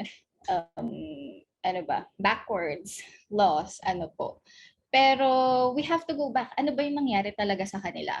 So, kunyari, si Ada Lovelace, So, yung contributions niya are wildly disputed throughout history. Marami nagsasabi na hindi siya yung tunay na first programmer. Or, si Henrietta Lacks naman her cells were actually taken without her consent. And she wasn't compensated for it, or yung family niya hindi na compensate. I think they're just trying to compensate her family like recently lang. Pero at the time that her cells were taken, like hindi sinabi sa kanya that it was taken and being used for research. Lastly, si Masa Amini. So, ayun pala, sorry, hindi ako nagsabi ng content warning, but I did flash it earlier. Pero ayun, we're gonna be talking about abuse, harassment, deaths in this talk. Ayun. So anyway, so Masa Amini was actually taken by the moral security police in Iran, and she was beaten to death. Ayun. So this is one of the reasons that sparked the recent Iranian revolutions. Ayan. So despite their sacrifices and achievements, masasabi ba natin na empowered talaga sila? Na alam natin at the grand scheme of it, parang in the grand scheme of things, like talo sila namatay, hindi na compensate. Throughout history ay laging kine-question. So, mapapatanong ka, di ba? So, in the first place, sino ba yung nagbibigay ng power to whom? Yung mga tao ba? Yung mga institutions ba? Like governments, authorities? Sino ba yung nagbibigay ng power? At sino yung may hawak ng power? Di ba? Sino ba yung may pera? Ayun. So, does it mean na ang power lang ay nandun sa mga mapera, in power, like specifically white, heterosexual men? Di ba? And another thing is, what does it mean if a woman does have power, pero it's used to oppress other people, specifically minoritized folks? So makikita nyo dito sa comic na to by Sam Wallman, yung nagpapasabog ng land sa background, pero sinasabi ng mga tao na this will be the next one will be sent by a woman. So, 'di ba? Kung may power ka at ginagamit mo 'yun to oppress, like what does it mean exactly? We can look into our own backyard actually. sa Pilipinas. So in August 1977, during an open forum sa PLM, so a 21-year-old Amy Marcos, who was then the national chairman of the Kabataang Barangay, question siya ng student leader na si Archimedes Trajano about her eligibility for the position. So Trajano was thrown out of the forum and beaten by Marcos bodyguards, and it was the last time that he was seen alive. So just because you're questioning somebody, a woman who is in power, like, ito ba ang meaning ng women empowerment para sa atin? So other things or other depictions actually ng women empowerment that can actually be harmful to women. So we have here the lean-in feminism, which preaches women to work harder. And in turn, this encourages women to internalize their own discrimination and oppression. Hindi rin ito, yung tinatawag na lean-in feminism doesn't also take into account yung plights ng mga other minoritized folk. For example, Black women, single mothers, yung mga tao without generational wealth or connections, ganyan. And we also have J.K. Rowling, who's a self-proclaimed feminist, pero publicly declaring transphobic views siya and financially supporting anti-trans groups. And, trans women are women, diba? And lastly, we have here Time Magazine's watering down of what is happening in the Iran revolt. So kung makikita nyo dun sa cover ng Time, isa sa mga covers ng Time Magazine, there's like this the girls who are nakatalikod and then peace sign, pero yung tunay na nangyayari sa Iran ay ito. So as in the school girls are taking out their hijabs and flipping the bird to the photos of their supreme leaders. So bakit magkaiba yung itsura ng pag-aalsa ng mga kababaihan sa katotohanan and what's depicted in the media, So bakit itong mga things that are started by women must be sanitized? Bakit hindi mas pinapublicize yung mga paghihirap ng mga babae? Bakit hindi pinapakita yung anger ng mga kababaihan, So, ayan, mga questions that we have currently. And, ayun, so, siguro yung pwede nating isipin ay yung reason kung bakit ang mga kababaihan ay not as supported or safe or maybe not as empowered is not because of a lack of representation or not being empowered enough. So it is actually because the current training systems and institutions uphold women's oppression. So how does it look like exactly? So ayun, balik na lang tayo dun sa Time Magazine. It's when news outlets say in their actions that showing schoolgirls flipping the bird during a revolution ay too spicy. It's not good for the front pages. It's when organizations withdraw employment from trans women who wish to wear their hair long. It's when companies do not provide ample time for maternal and paternal leaves after one's pregnancy.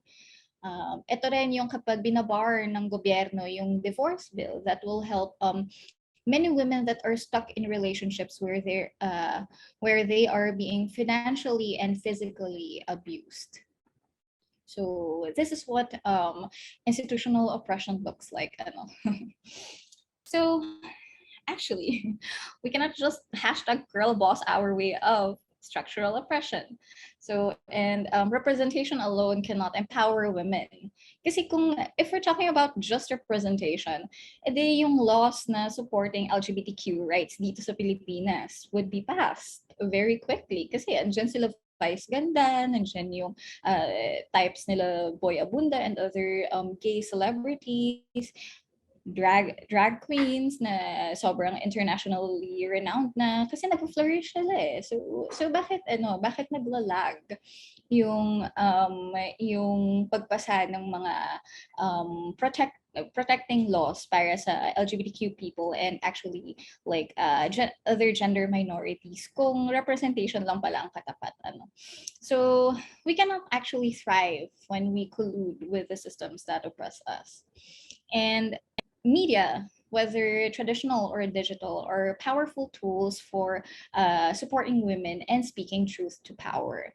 And for women, what do we actually want from media? Ano? So what we want is for our voices to be amplified. We want harm and abuse to be combated. And para makapag-lay down tayo ng foundations to create positive structural changes. Kasi hindi, like, di ba, parang when we change certain opinions of people, we can find more comrades, ganyan. Alrighty. And we have to remember that there are many different kinds of women. So there are trans women, disabled women, indigenous women, women of color. And yung experiences nitong mga kababaihang ito will not be similar. So therefore, there are many women that have and will have different needs. So mahirap naman for independent media practitioners like content creators and educators to hit all or the many ways to empower women. Pero we can start small and slowly. So actually, some of these tips were mentioned earlier. Pero ayan, so I'll see if I can expound on those things later. Ano. So yung pinaka step 0 actually is to be ready to listen and learn. So towards the end of this presentation, I will share some like ano ba? For the most part, like madami akong examples of what empowering media means, and like some additional reading actually. Ayun, when we say be ready to listen and learn, like we need to know how to listen when yung mga kababaihan ay may dinadaing, dinudulog, ganyan. Hindi natin pwedeng sabihin na this has always been the way eh. So ano ka na lang, parang tiis ka na lang dyan. That's not the way. That's actually upholding the status quo. So medyo mahirap man ito tanggapin madalas kasi like there are some worldviews na magka-clash one way or another. Pero yung openness to listen to those types of experiences and critiques and other learnings, sobrang makakatulong ito when it comes to producing like educational content or cultural content. Ganyan. So, ayun, for folks in media, so mainam na mag-mainstream ng issues and calls to action. So, yung isa sa I hope that folks are very familiar with the hashtag #MeToo movement. So, ayan, isa sa mga pinaka prominent na women campaigns currently surrounding women's issues. Yun, pag kino-cover natin yung mga current events, one way to support is to, ayun nga, cover the issues and movements that support women. Pero may caveat dyan, nandun tayo sa step 2. Which is to make the work truthful. So the information that we share or report on must always be truthful, even if it's not beautiful. So as media practitioners, we must not shy away from oppression, death, and the like. Further, we must not regurgitate what one news source or agency publishes without vetting or cross-checking just so we can get to a story first. Otherwise, we might just be spreading misinformation or disinformation. So if your background is more on journalism, medyo familiar kayo dito, like vetting sources, cross-checking, ganyan. So we really have to be truthful. Especially, siguro marami sa atin dito ay mas dun sa alternative media or parang digital media naman gumagalaw. We have our own ways of showing the media. Walang nagde-dictate sa atin na ito yung tama or what. So we can be a little more daring when it comes to reporting or creating content. So ayun, so make your work truthful. Aside from that, make your work accessible. Actually, I will talk more about accessibility later. See, punta muna tayo sa easy to be more digestible. Kasi when we want people to care about what we want to say, when they would not be interested otherwise. So, importante na yung impormasyon na nililay down natin ay easy to understand. So we must avoid jargon as much as possible. And depending kung gaano kahaba yung attention ng audience na pwedeng meron kayo. So you may have to lay down a lot of context first, or just give the salient information for the point you're making. So yung examples actually ng very truthful, accessible, and digestible media that I've seen so far is yung work ni Mona Shalabi, who is a data journalist on Instagram. So you can see yung mga iba't ibang works niya on mostly statistics siya. So ito yung for your quicker info needs, and then yung works naman ni Natalie Wynn of the YouTube channel ContraPoints. Ayun, so video essayist naman siya. So she talks about a lot of different, mostly philosophical related things and current events. Ayan. So siya naman yung style niya, since video essay siya, medyo mahaba. So when you have a bit more time to, for your parang mas mahaba yung attention ng audience na pwede mong makuha. So that's a good example of paano mo makukuha yung attention, and parang paano ka makakapag-report truthfully and in a very digestible manner. So in terms of accessibility, nandito din yung normalizing behaviors that support women and minoritized folk. So when we say actually accessible, we also mean catering to disabled folk by way of providing alt text dun sa mga images, or providing transcriptions. So actually you can download this presentation mamaya. Tapos in my presentation I use a lot of images, right? So there are actually image descriptions in the slide notes. So if ever there is a blind person who sits into this lecture, makikita nila kung ano yung nandun sa images. So ayun, and actually alt text on images, like if you post on social media, there's already an alt text feature to like Facebook, Instagram, Twitter, ayan. So kasi may mga babaeng disabled, may mga babaeng blind, di ba? So we stand in solidarity with our disabled sisters. So providing content descriptions or warnings on your media is also helpful for people while navigating the content of your media. Kasi minsan, di ba, parang ito din yung isang way of managing your media consumption. Minsan wala tayo dun sa headspace that we might be used to, like kunyari overwhelmed tayo with a lot of world issues, ganyan. So it's this kind of providing the descriptions or content warnings gives folks some leeway to manage how they will engage with your content, essentially. So ayun.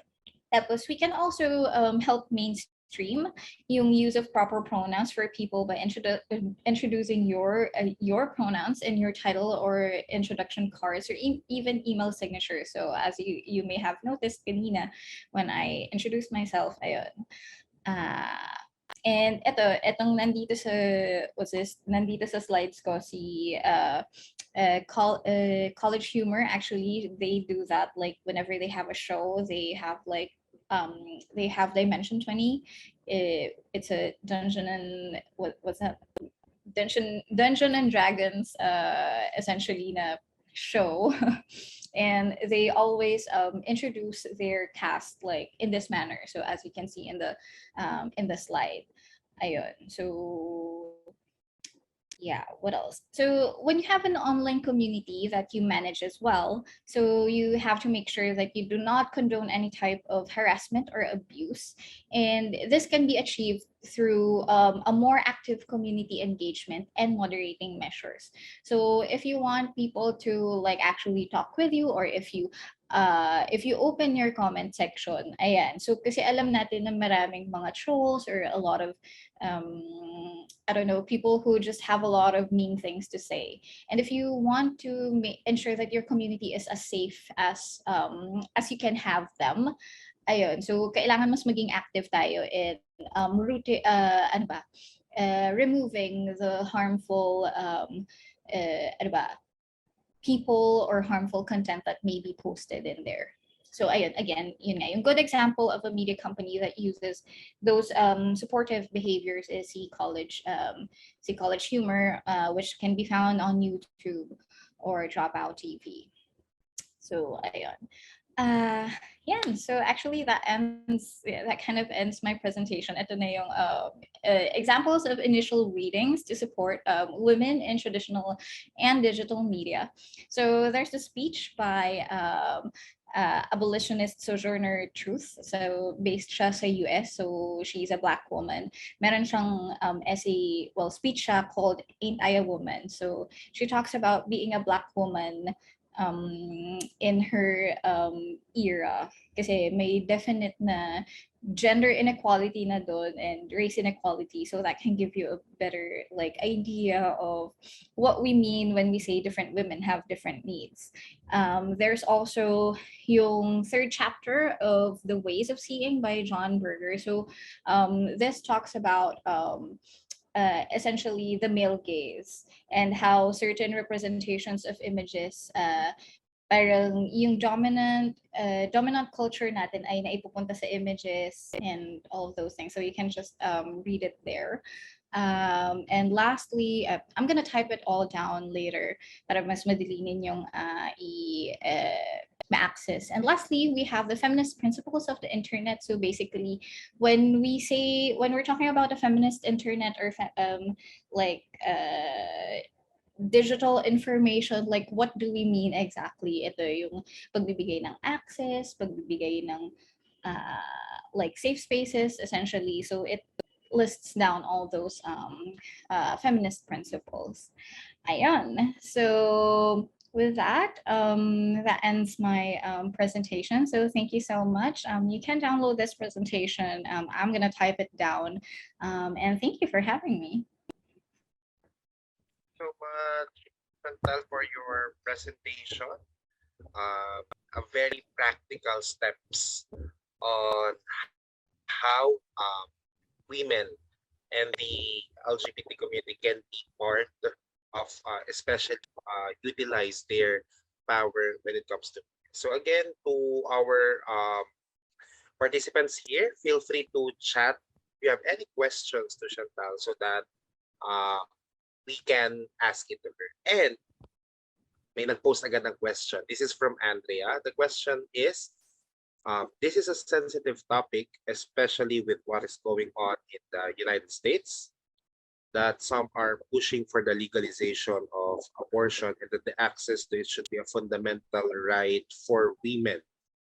So what are your thoughts on this? And I think you can frame it on the perspective on how does the media plays a vital role in such social issues to communicate to the audiences. Yeah, actually, in terms of when we're talking about abortion, in media, kasi sige, just point blank, I personally support women's right to having a choice, kasi hindi naman natin alam kung ano yung reasons why they would need that. It could be a medical thing, it could be an emotional thing, and nobody actually wants to go through an abortion willy-nilly. Of course there will be different circumstances, but we cannot generalize people wanting to have abortion as kasi para mas madali lang na alam mo yun, na mawala yung responsibilidad nila because of something that they did before. So we think of abortion from the sense of it's a vital safety measure. Pero we understand that there are clashes, especially when we're talking about faith, right? So the sanctity of life and all of those things. I think magandang i-contextualize din yun, especially with media. We cannot as media practitioners, we cannot just we cannot just demonize one argument over another. We have to be able to ipakita sa mga tao kung ano ba talaga yung stances na yun. Pero at the end of the day kasi, meron talagang mga nangangailangan. sa sa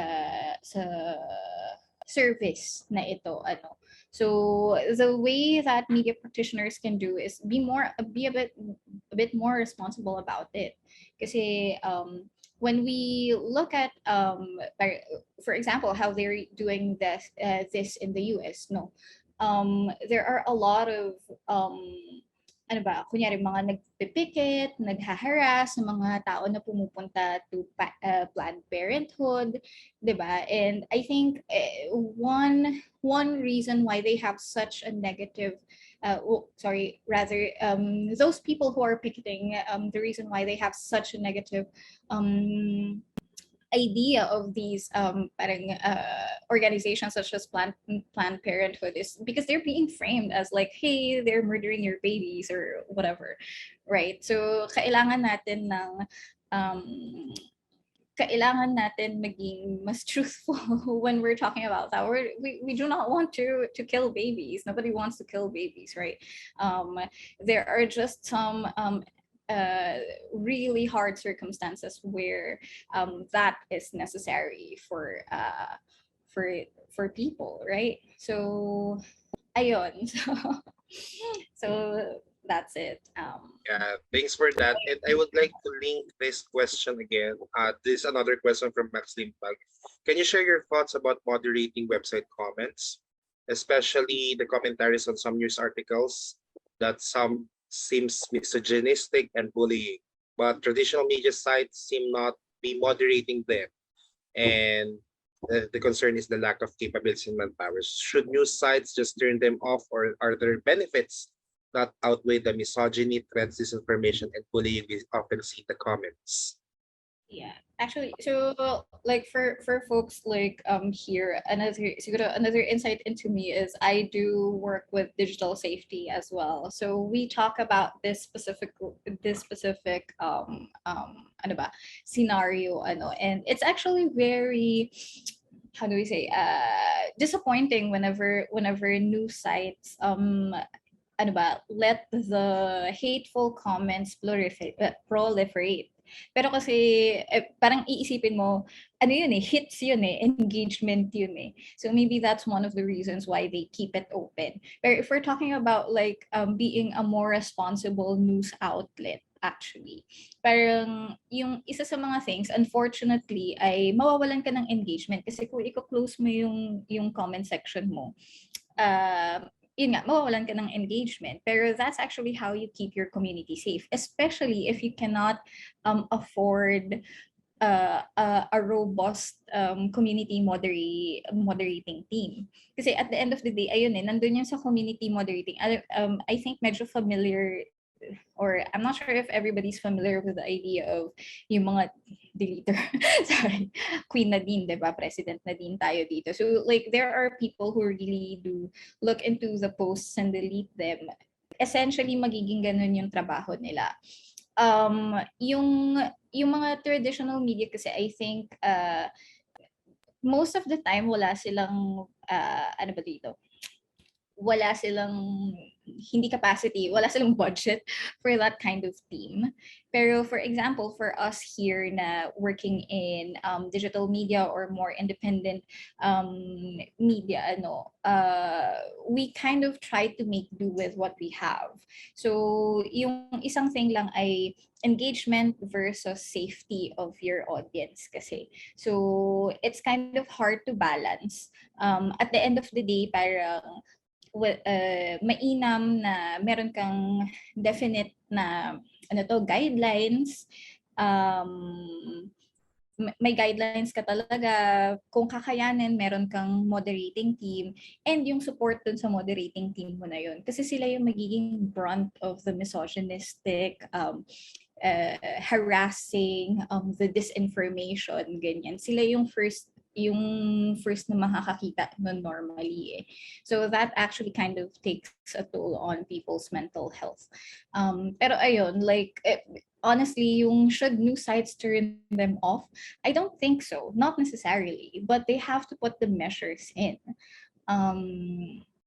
ayun. Pero kung wala kayong maibigay na measures, might as well turn it off, right? Kasi dito nagfe-fester talaga yung disinformation.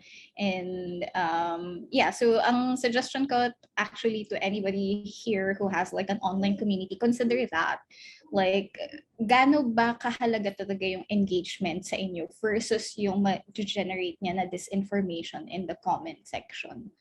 Yun yung mga disinformation or threats, abuse, ganyan. So, yun. I hope that helps. Yeah, so I think one word to summarize is it's safeguarding. I mean, at the end of the day, still the digital wellness and welfare of yourself as the creator of media, and also the people will be going to engage. So again, thank you so much, Chantal, for sharing your time with us and your expertise. And with that, allow us to present to you the certificate of appreciation that may read a citation on it. This certificate is proudly presented to Chantal Crisostomo for sharing her invaluable knowledge and expertise on utilizing media to empower women in the digital age during the Media Civics Lab live masterclass on creating a culture of positive participation, given the 7th day of January 2023 in Manila, Philippines, and signed by our founder and president of Break the Fake Movement, Mr. Gabriel Billones Jr. Once again, thank you so much, Chantal, for your time in joining the live masterclass. Thank you, folks. You've been a great audience. Have a great day. Thank you. And okay, so moving forward, let's have again a quick break. So you can go again to the restroom after that. Many thoughts to process. Before we move forward to our last topic for this afternoon, let's have a break/icebreaker. Ayan, so time na bumawi ng ating mga hindi pa nananalo. So at the title of our game is Guess the Gibberish. So we will be showing the mechanics on the next slide. Ipapaliwanag ko lang siya kung paano. Ayan, so example, there will be a phrase. So you will form a word from this gibberish word. So di ba pag gibberish, parang it looks like you're speaking on a yung nagbe-baby talk or something na iba yung kanyang slang. So can we decipher this gibberish? Ano ang kanyang word behind this phrase? Okay, can you see in the chat box? Sige nga, tignan natin kung yung ating mga witty minds and ating mga creative minds will decipher these words. Okay, so the gibberish behind the hide and seek is, Dennis got it, the right answer is hide and seek. I will not read the gibberish phrase kasi makukuha niyo yung sagot. So I suggest you read it on your own mind or read it on your own face. Naka-off naman yung mga audio. So then immediately type your response. Okay? So I guess that's enough for our instruction. Moving forward from our first slide for the first gibberish phrase. Are you ready, guys? Then let's start. What is this? Guess the gibberish, okay? Okay, read it, read it, read it, read it, read it. Okay, okay, okay, okay. Sige, the timer is very long. It's 30 seconds for us to save time. I'll end it when I see the correct answer. Okay? And the correct answer for this one is Marlon Padua got the right answer. It's United Kingdom. Okay. Next tayo. Next. Guess this gibberish. Okay. Okay, okay, okay. Read it in your own face. Ayan. Ayan, ayan, ayan. Pagdating ng 15 seconds, I'll close the chat box. Okay, the correct answer is cheeseburger. Ang galing. Marlon Tado again got a point for this one. Grabe, I'm craving now for a cheeseburger. Okay, be sure to have your snacks then in the middle of our discussion. Okay, guess this gibberish now. Okay. Okay, okay, okay. Meron na ba? Meron na ba? Meron na ba? Meron na ba? Okay, in the 10 seconds, I'll close the chat box. And the right answer is my swimsuit. And ang nakakuha ng eksakto ay si Amalia Sultan Batao. Okay, 1 point for Amalia for this one. Okay, next. Next gibberish. Okay, okay, okay. Tignan natin, tignan natin. Okay, read it on your own face. Okay, okay. Medyo mabilis dito. Okay, okay, okay. On the 15 second, we'll close the chat box. And the correct answer for this is quarantine. Kevin Angelo got a point for this one. Okay, so leading pa rin ngayon si Marlon with 2 points. Next phrase tayo. Tignan natin. Ayan. Kaya ito. Tignan natin, tignan natin, tignan natin. The 15 seconds. Next slide tayo for the correct answer. The correct answer for this one is morning breath. And Dennis John got a point for this. Ayan. So may mga humahabol na sa ating scoreboard. Next tayo. Okay. Ano kaya ang gibberish word na ito? Door hair text full horror. Okay, medyo mahirap i-decipher. Okay. Okay, 10 seconds. Let's move to the next slide for the correct answer. Tignan natin. Ang galing ni Kevin Angelo. Dora the Explorer is the correct word. Grabe ang galing nyo. Kanina ang tagal kong na-decipher kung ano ba yan. Okay, galing, galing, galing. Okay, next tayo. Ayan, ito medyo madali lang ito. Again, pabilisan na lang ang laban dito. If you got the right answer, ibato mo na agad. Okay, and the correct phrase for this one is, for your information, Ronald Romero got a point.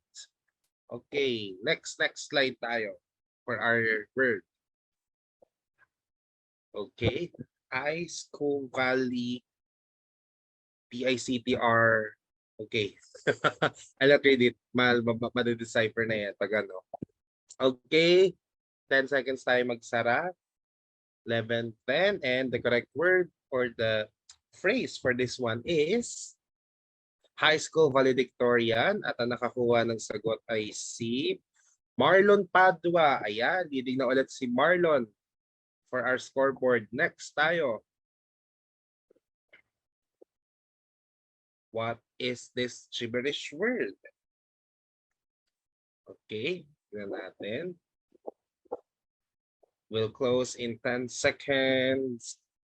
Okay, okay, okay, okay, okay. And the correct word for this is apple juice. Again, Marlon got the correct word. Moving forward. Okay, what is this? Guess the gibberish. High Creek Pone. Medyo ano ito? Medyo nakakalito. So I hope you can got it right. High Creek Pone. Okay. Sige. Next tayo. Mukhang wala nakakuha. It's ice cream cone. Okay. Medyo ano nga siya, mahirap. But moving to the next slide. Let's see a new gibberish word. What is this? Hintstogram. Tingnan nga natin. Let's move to the next slide for the correct answer.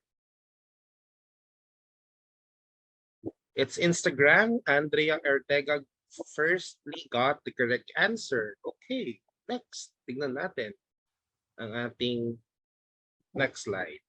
Okay, what is this gibberish word? Potato chips. Okay, okay. Tignan natin. Let's move to the next slide now for the correct answer. And the word for this is potato chips. Kevin Angelo got a point for this one. Okay, mukhang maigpit ang laban between Marlon and Kevin. Tignan natin. Okay. Guess this gibberish word. I will always love you. Okay, let's move to the next slide to see the correct answer. And the answer is, I will always love you. Okay, so Camilo got the point for this one. Okay, next. Meron pa ba? Okay, so thank you so much guys for playing. I'll just check with our tech team. Sino ang pinakamaraming points? Ilan ang kanyang points? Ayan. Tina-tabulate pa nila. Ayan. So, the winner for this Guess the Gibberish game is Marlon Padua. Congratulations, Marlon. Please expect a message from me on the details how to claim your prize. Again, for all those winners, I will email you to get the details that you'll be going to need, and you will receive the exclusive and limited edition of the Media Civics Lab merchandise. So I hope everyone is now again awakened or thrilled to move forward to our third and last topic. And for this one, it's again a very interesting to close this live masterclass. We will be discussing about cancel culture, smart shaming, and online trash talking. And our speaker will be Miss Burns Soriano. I'll be reading her bio note. Burns is currently a World Bank consultant under the Urban and Disaster Risk Management team, working on technical assistance focused on resilient housing, disaster risk management, smart cities, and green and resilient cities. She used to be the project coordinator for the Initiative for Media Freedom at the Foundation for Media Alternatives, which aims to fight information disorder by engaging the youth in media literacy and looking into the intersection of human rights and IC. Burns has over 10 years of experience as a project manager, from research and development work on various urbanization themes to content creation and program management for technology companies such as Microsoft, Citrix, and Twitter. Friends, let us all welcome Ms. Burns Soriano for her talk this afternoon. Hello, Ms. Burns. Kamusta po? Hello. Thanks, Paul. Thanks also for the introduction. And hello to everyone here. Thank you also for having me today. So just a second, let me just share my screen. Okay. Oops, hindi pa siya naka-presentation. Yan, okay. So I think I'll just go ahead dun sa ibang slides kasi Pao gave already introduction. So you know who I am. Actually, haba ng sinabi, pero basically, I am a researcher. I also am a project manager. A lot of my work, even if it's about project management and also about research, it also has to do with content creation. Maybe not short form content. A lot of it has to do with reports, etc. But the trend right now across a lot of companies, even in development, is to really have communities and to also support and to also educate communities. So I think all of the talks today has to do with creating a culture of positive participation. And some of the topics I'll discuss, as you can see in the screen naman, will be tackling some, well, hindi naman siya phenomena, pero some aspects of of what we see online or online communities, things like that. And it's good to discuss these then, kasi some of them I'm very sure either you've encountered, either you were part of it, or you may have other experiences. Earlier, Chantal also gave about yung parang the experiences din ng mga kababaihan and also other genders, other people who have gone through a lot then online. So we'll be tackling these. And if you have any comments, by the way, because I'm not able to see the chat kaagad, but I would love to also hear your thoughts. So you can just chat there. I'll take a look from time to time sa chat. And then, yeah, you can let me know. So I won't go through this na kasi yun na naman yung binasa ni Pao earlier and it's about me. Then, so anyway, I have here three parang quotes na tinull out ko from the internet, of course. Where else? And if you're looking at it, it's parang different iba-ibang perspective siya about how the internet has been used to communicate, has been used to create communities, to communicate to communities. In the first quote, it's about how fans are able to directly sometimes communicate with content creators, with influencers, with celebrities. And then there's also, as Gloria Estefan also mentioned in the second quote, Diba? It's a blessing and a curse. Sometimes, I'm not sure if you're aware, but with yung pinaka-latest is with AI, yung pag-create ng mga images. I think a lot of people nowadays, if you look at sa Facebook, sa Instagram, yung mga profile pictures nila, some of them have yung parang different AI generated na profile pics, or pwede man profile pics, anything. It can be a meme, it can be an image that they were playing around with AI. And yun din nagkakaroon din ng discourse about how artists or content creators or digital artists, depends on how they call themselves, nagagamit yung art nila without their consent, or without them being able to, for example, leverage from what has been happening. So di ba, nandun yung blessing and the curse. Blessing, oo, nagiging kilala, nalalaman ng madlang tao, or nakikita na may direct feedback din na parang, uy, a lot of people like my work, yung ganyan. Or a lot of people don't quite like this work. Parang ganyan, di ba? It's two things Yun. And it's also important to realize that everyone has a voice. And yun yung parang blessing din na right now with the playing field, somehow you are able to break through with various content, di ba? Sometimes magugulat ka na lang na some people, relatively, if we were talking about 20 years ago or 10 years ago, hindi naman sila makikilala. Pero with the internet, yun, nakikilala sila in terms of yung sa talents nila. It can be various things Sometimes also, like ako, mahilig ako mag-research So parang, ang dami ko natututunan, ang dami ko nalalaman.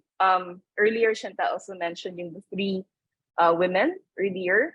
And lahat yun parang, if not for the internet, I wouldn't have known, actually. Hindi ko sila makikilala, hindi ko alam kung ano yung mga ginagawa nila, yung ganun. Tapos yung last na quote here, yun din, parang, there's also that about, yes, everyone has a voice, pero does everyone have that din? Parang, should the reach be be like that? Parang na, lahat ba dapat bigyan ng mikropono? Yun. Or dapat ba lahat yung boses nila makaka-reach ng millions? Diba? So questions. These are questions that that we're grappling with. There are no direct answers to all of these, even all the questions that I raised. And I'd like to also highlight 3 things to give context then na kaya ko rin pinili yung mga quotes na to is because right now, we have enormous access to information. Di ba? I mean, kasi, sige, i-date ko na sarili ko. Nabuhay ako na walang internet. Or siguro meron na, pero wala pa, hindi pa siya available dito. So, nagkaroon na ng email, ganyan. Parang dati, at saka naalala ko pa before yung using the library catalog system. Hindi ko alam kung ginagamit ko pa yun ngayon. Like literally yung, paper.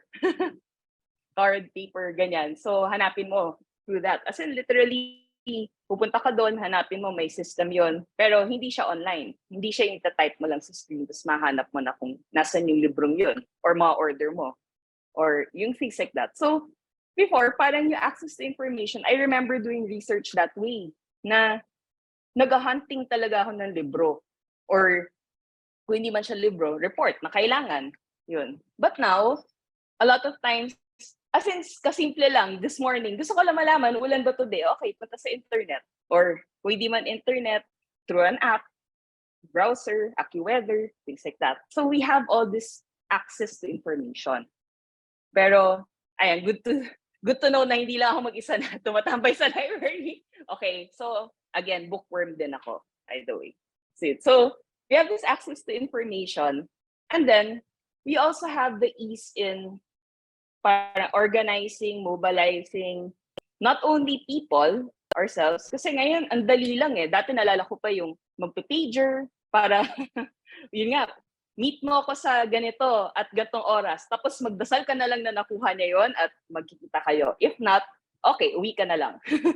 Ngayon, parang ang dali pati gumawa ng group chat, we can discuss na, sige, sa tayo magkita, online ba, in real life, etc. Di ba? Parang mas madali mag-organize. Mas madali din mag-share ng content. Let's say, kailangan just, for example, right now, I think a lot of wedding invitations, a lot of invitations in general are sent via the internet. Di ba? Email, it can be sent sa chat. Sometimes gumagawa ng event. Sometimes gumagawa ng specific website pa nga just to share content or to even share whatever it is that you want to, like resources, things like that. Yeah. So that's also another thing that's giving context as well to our situation nowadays.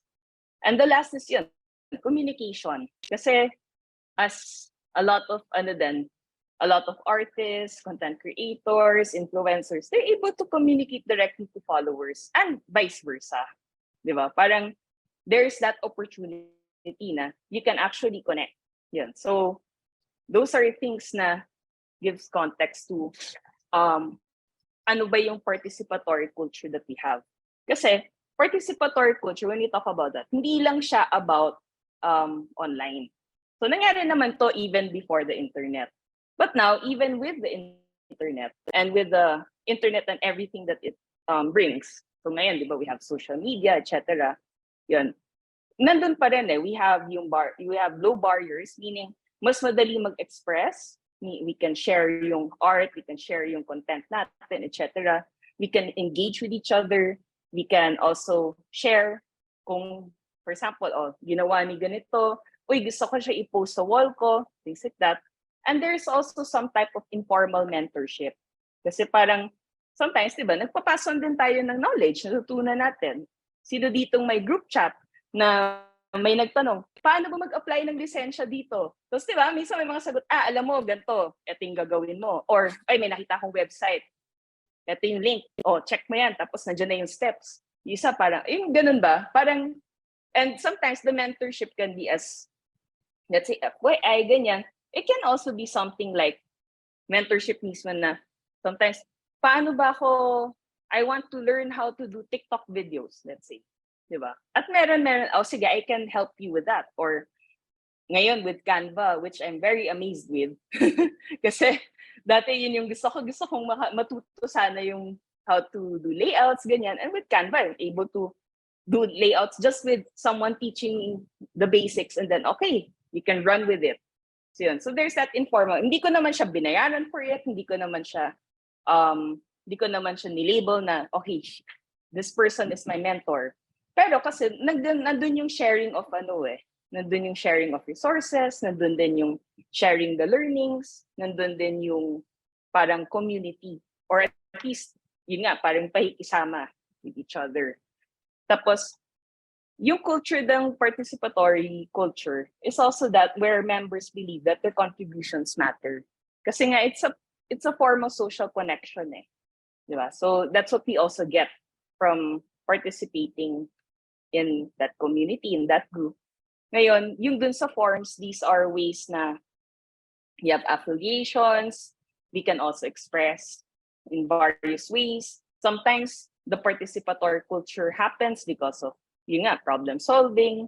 Sino din dito yung for example, sabay-sabay, nag-work kayo on a Google Docs, or a Docs online document, or even an online slide, di ba? Or sometimes, nag-usap kayo para lang, sige, we have to do this project, things like that. Sometimes it's through circulations, literally sharing of information. But there are also concerns. And some of the concerns will also be tackled later in some of the aspects that I'll talk about. And what I've also researched about this topic. So we have the participation gap, transparency problem, and ethics challenge. So participation gap, it's really about is everyone actually able to participate? Diba? Kasi sometimes there are barriers to how we can participate in a particular community. It can be because simply walang internet, walang data, or poor yung quality of internet and data. Sometimes it's the device, sometimes it's the skills, sometimes it's a lot of things that parang that becomes a barrier for people to participate. The second naman, kung transparency problem, is the learnings actually also available? Kasi sometimes it's also about that. Parang binigyan ka ng device, wala kang instruction manual, hindi mo alam kung how to operate it. Tapos ayaw din i-share sa'yo yung information na yan. Ay, hindi pwede.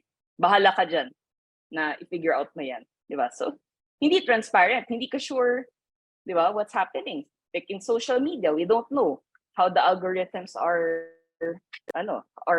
programmed.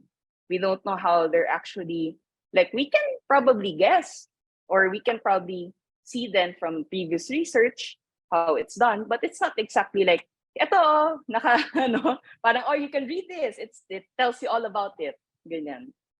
Then the last is the ethics challenge, ayan, which is also parang din to mas dito nakapasok din a lot of what I'm going to talk about then later. Kasi yun, what we do ba in participative or in our participation, is it ethical? Yun.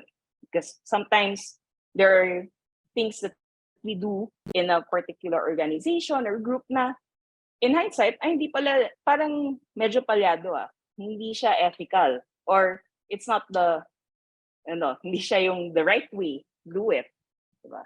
So those are concerns that we have to take into consideration. So I'll start first with cancel culture. I'll talk about also how a little bit about call out culture, and then we'll go to with the other topics pa. Pero it will be, I'm not talking here na ito yung Bible truth, okay? All I'm hoping for is that these are things that you can consider, think about, and then maybe you can also learn more. Like you can research, but you can also check out the links, because I'll also share the presentation. You can also maybe reflect on your participation online, meaning how can I be a better or a more responsible digital citizen or content creator if I am, or an influencer. So even the definitions here are all because of yung things I've researched, I've come across. So just saying that, kasi ayoko yung parang, okay, nakita ko to, yun na yun, Bible truth ko na yan, that won't change. Okay, if there's anything, everything changes, especially when you talk about IT innovations, ganyan, napakabilis. So it's always best to update ourselves. So I won't read out na, naka-bold naman siya, and I'm very sure you're looking at the screen and reading, hopefully. So yung cancel culture kasi, there's an act to it So that's canceling, right? So in the next slide, there's a more visual of the process. Pero you have to take note that a culture kasi, it happens with people doing this particular act. Okay, that's how it's also formed. So canceling, there's always two people or two parties involved. Sorry, not two people. There are two parties involved. So there's the person who cancels, then also the person who is canceled. The person that is canceled can be actually either can be an individual, can be a group. So it depends. Tapos it's also it requires actually the 3 bullet points here. It requires na the canceller or the person who wants to cancel someone or some organization identifies or makes aware of a transgression and judges it. Okay? The second is that there's strong negative emotions. So yan talaga yung mas nangingibabaw. Then third is also to act punitively and visibly to harm the transgressor. So important to, in the next dun sa cancel culture, you also see more about it. Pero like here, for example, dun sa canceller, dito sa we're in the process. So here you can see na, di ba, may stages din siya. Actually. And it also helps to see na, from Psychology Today. Hindi ako yung nag-come up with this visual. And nandiyan siya sa link din na to. So yun.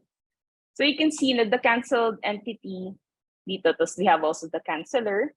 Then, how does the canceller do it? So ito yung transgression. Meron siyang negative emotional response. For example, may nakita siya na, oh my God, sobrang pangit ng ginawa niya. Tapos sobrang galit na galit ako about it. Ganyan. Tapos kailangan mapunish siya, kailangan mapahiya siya. Kailangan murahin siya. Ganon.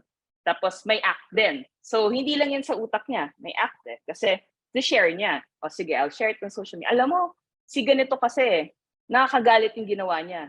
Alam mo, lahat ng followers ko or lahat ng friends ko dito, murahin niyo siya. Kasi dapat ma-punish siya. Dapat hindi niya gawin yung whatever thing na yun. Okay. So, nangyari na yun. Tapos, sa huli, you can see their social contagion. Kasi, yung followers, parang nagalit na rin sila. Parang sometimes without even knowing what's the context, ano ba nangyari, ganyan. Ay, oo nga, nakakagalit nga yan. Ay, grabe, oo, grabe talaga siya, ganyan. Sige, share ko rin. Tapos, ko-comment na rin ako dun sa wall niya. Murahin ko na rin siya. Ganyan. Or, sige, tapos, sometimes it leads to other activities like doxing, sharing new information about that person, or yung ganon. So, it depends di ba? Kung ano nangyari. Sometimes it comes to that. Sometimes it also doesn't come to that. So, no harm means hindi nagsispread. Pero actually, here, gusto ko lang i-question to a little bit. Kasi sa 2000, if it's already shared online, in public, which is on record, di ba? Hindi naman ganun kadaling magtanggal ng post online or ng any information online, then there's still harm for me. So yun. So hindi lang siya kumalat, hindi lang siya naging viral, but nandun pa rin yung harm. Kasi si canceller, minura niya na, or sinabi niya na nagati yung person na to, but there's no due process. What is due process? Walang way or there's no redemption for that other person na yung canceled entity or the canceled individual or group or whatever.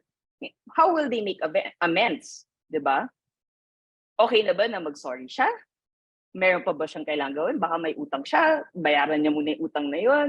Tapos after nun, okay na. Diba? Parang dun sa post ni canceller, wala siya sinabi. Ang gusto lang niya is that murahin lang tong person na to.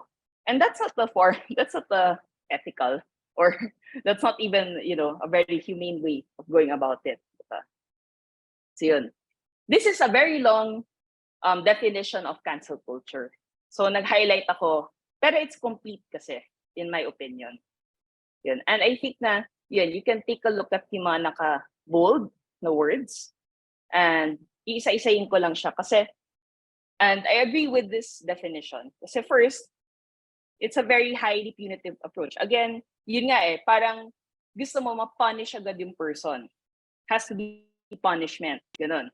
And it's sometimes because of a disagreement. It can also be a perceived transgression. Again, perceived kasi sometimes dahil sa heightened emotions, hindi naman talaga transgression, pero na-misread mo yung situation, hindi mo naintindihan din, hindi mo naman nakausap tong other entity, kasi can be a group, can be At in your mind, hindi mali siya Tapos kailangan siya ma-punish, ganun agad.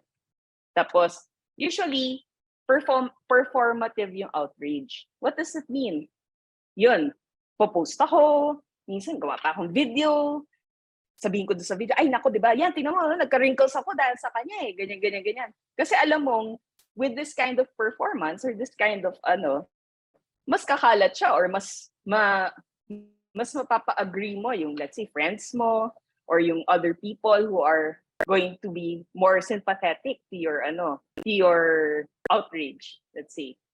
Tapos, pag nandun naman sa, rather than talking to the person involved and actually inquiring, baka naman na-misunderstand ko, baka naman we can work things out. Hindi mo na yun ginawa or ayaw mong gawin. Yun. So, that's another point to cancel culture. And I also want to highlight this. It rejects the value of ideological diversity. Kasi usually, yung first 2 points, it also happens kasi hindi diverse yung nakikita mo sa mundo. Sometimes nakikita mo lang siya in binary, black and white. Or kailangan ganito ka or ganyan. Sometimes, hindi lang sometimes, most of the time, the world is not like that. Yun. And sometimes there are things that, yun nga hindi nga lang sa shades of that particular two things that you're looking or two colors that you're looking at. Sometimes it's many colors. It's all different, diba? And that's ideological diversity. Sometimes there are people na, and or most of the time, people have different ideas than you have. Or people believe in different things. Yun. So, pero sa'yo, hindi. Dapat lahat ng tao, kapareho ko. Ganun.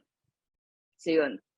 So cancel culture then, it also rejects the distinction between offense and harm, between disagreement and discrimination, and between words and actions.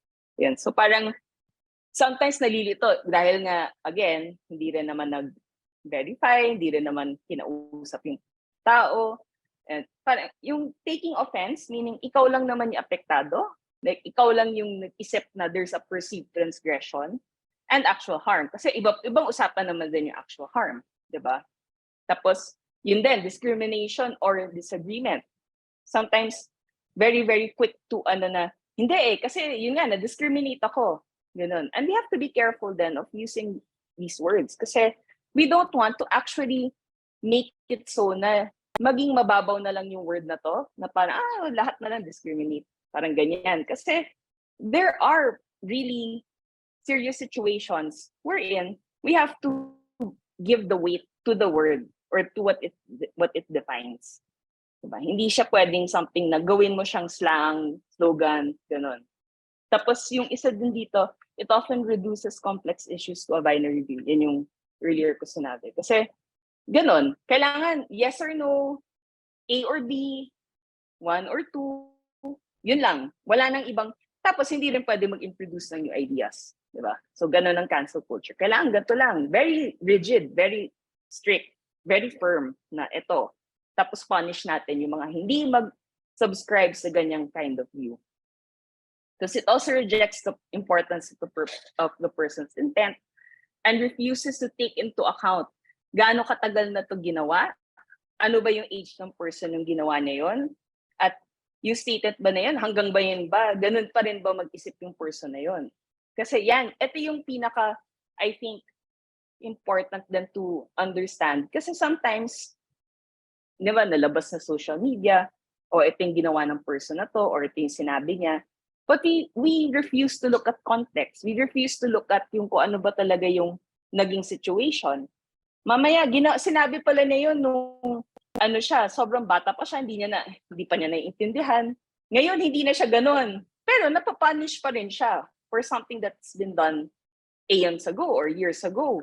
Diba? Kasi, why is this important? Kasi parang, do you want to be perceived as by other people through yung pinaka-worst moment mo? Diba hindi? Nobody wants that. And that's what cancel culture perpetuates. Na parang, hindi, I will judge you for your worst moment.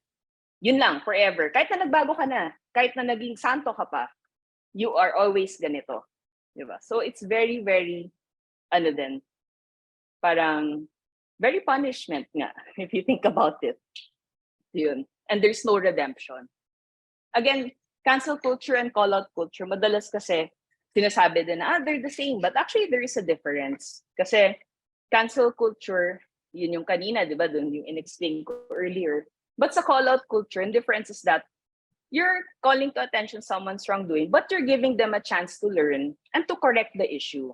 Di ba kasi yung earlier 2 slides, parang walang chance for redemption. There's no chance to correct the issue. There's no chance to do anything. Basta i-punish mo lang yung person. So yung difference is that call-out does not subscribe to that. There is and there should be a way for people to learn from the mistake, di ba? And to grow from that. Ngayon, choice na ng person na yun, or that individual, or that group, if they don't want to change, di ba? So yun. So, lifetime punishment, yeah. Wag naman. Pero oo nga, totoo kasi some people actually think that way. Na, hindi, life forever kitang guguluhin for that one mistake. Yun. So, that's why cancel culture is actually very toxic. So, let's go to smart shaming. I said, this is actually a part then. This is also a way of canceling person. Kasi what you're doing is you're mocking or you're canceling a person because you perceive them to be smarter than you. Smarter meaning their ideas are a threat. So yun.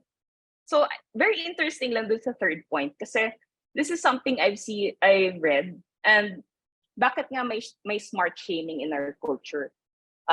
Just for everyone, ano ba yung smart shaming? You can see from the two memes. Later na tong isang si double standards meme. Pero yung Ediwa, yung parang, oh, ikaw na ang matalino, di ba? Or nosebleed naman, dahil mo naman sinabing ano, hindi ko naintindihan. Yun. Yung statements na yun, that's actually a form of smart shaming. Kasi parang, ito na nga yung person sharing, explaining, or giving information. Tapos sabihin mo lang sa niya, ba yan? Dami mo sinabi. Sige, ikaw na. Diba? Parang, okay. Sige, thanks. Yun. And actually, in our history, there's a reason for this then kung bakit lumalabas din to. It's because we're very subscribed din kasi to the construct of togetherness. Meaning yung pakikisama, yung kapwa, yung ganyan. And before, during colonial rule, since we are actually pati nga Japanese, pero anyway, Spanish American mas matagal din kasi. Na-associate din kasi yung being intellectual or being intelligent with elitism, or being, yun nga, sila yung mga nakapag-aral. Kasi not everyone naman before was able to study. And I'd like to take that also, that until now then. But anyway, intellectuals then, they become associated na parang, hindi ka kasama dun sa kapwa or sa group namin, sa community na, or sa pagkakisama namin. Ganun. And ngayon, may ganun pa rin pervasive thinking. Ganun pa rin pag-iisip na for people who are sharing ideas or intelligent, sometimes the ideas are very different from what we encounter, na, hindi yan kasama natin kasi hindi ko siya maintindihan. Parang ganun kaagad. Yun. So, we have to also be wary kasi what do we want? Diba? Part of being participatory culture, especially a positive one, is that we can share ideas, and that the sharing of ideas actually help us to grow, to evolve, diba? And we can't do that by just sticking to, hindi, dapat ganito lang yung alam nating lahat. Let's say nabago na yung formula for something. Hindi, dito lang tayo. Kasi ito lang level natin. Diba? And that's also a way of parang canceling. Na bakit natin kinakancel other people who are actually trying to help us. And yung last na about sa smart shaming, yung double standards. Kasi if you realize, di ba sa families natin parang, hindi, kailangan mag-aral ka, kailangan magandang grades mo, kailangan ganyan, etc. Okay, pasok sa family sa let's say dinner. Tapos share mo yung ideas na, alam mo, natutunan ko about yung ganito. Tapos sinabi ng any person, di ikaw na matalino. Akala ko ba gusto mo akong mag-aral? Akala ko ba gusto mo akong, di ba, maging educated? Ngayon, ayaw mo kasi sinishare ko na, or feeling mo kasi, yun nga, tinataasan ko yung ko na mas matalino ako sa'yo, di ba? Hindi naman Ito nga, sinishare ko nga yung natutunan ko. Or sometimes, just sharing na ito yung nag-experience ko. Di ba? So, yan. So, I wanted to also include this, yung online trash talking, kasi we're talking also about communities. And maraming kinds of communities. Usually naman, yung online trash talking, this happens in, for example, sa online gaming communities, sometimes against sports teams na nag-uusap online in support of their team, and a lot more, di ba?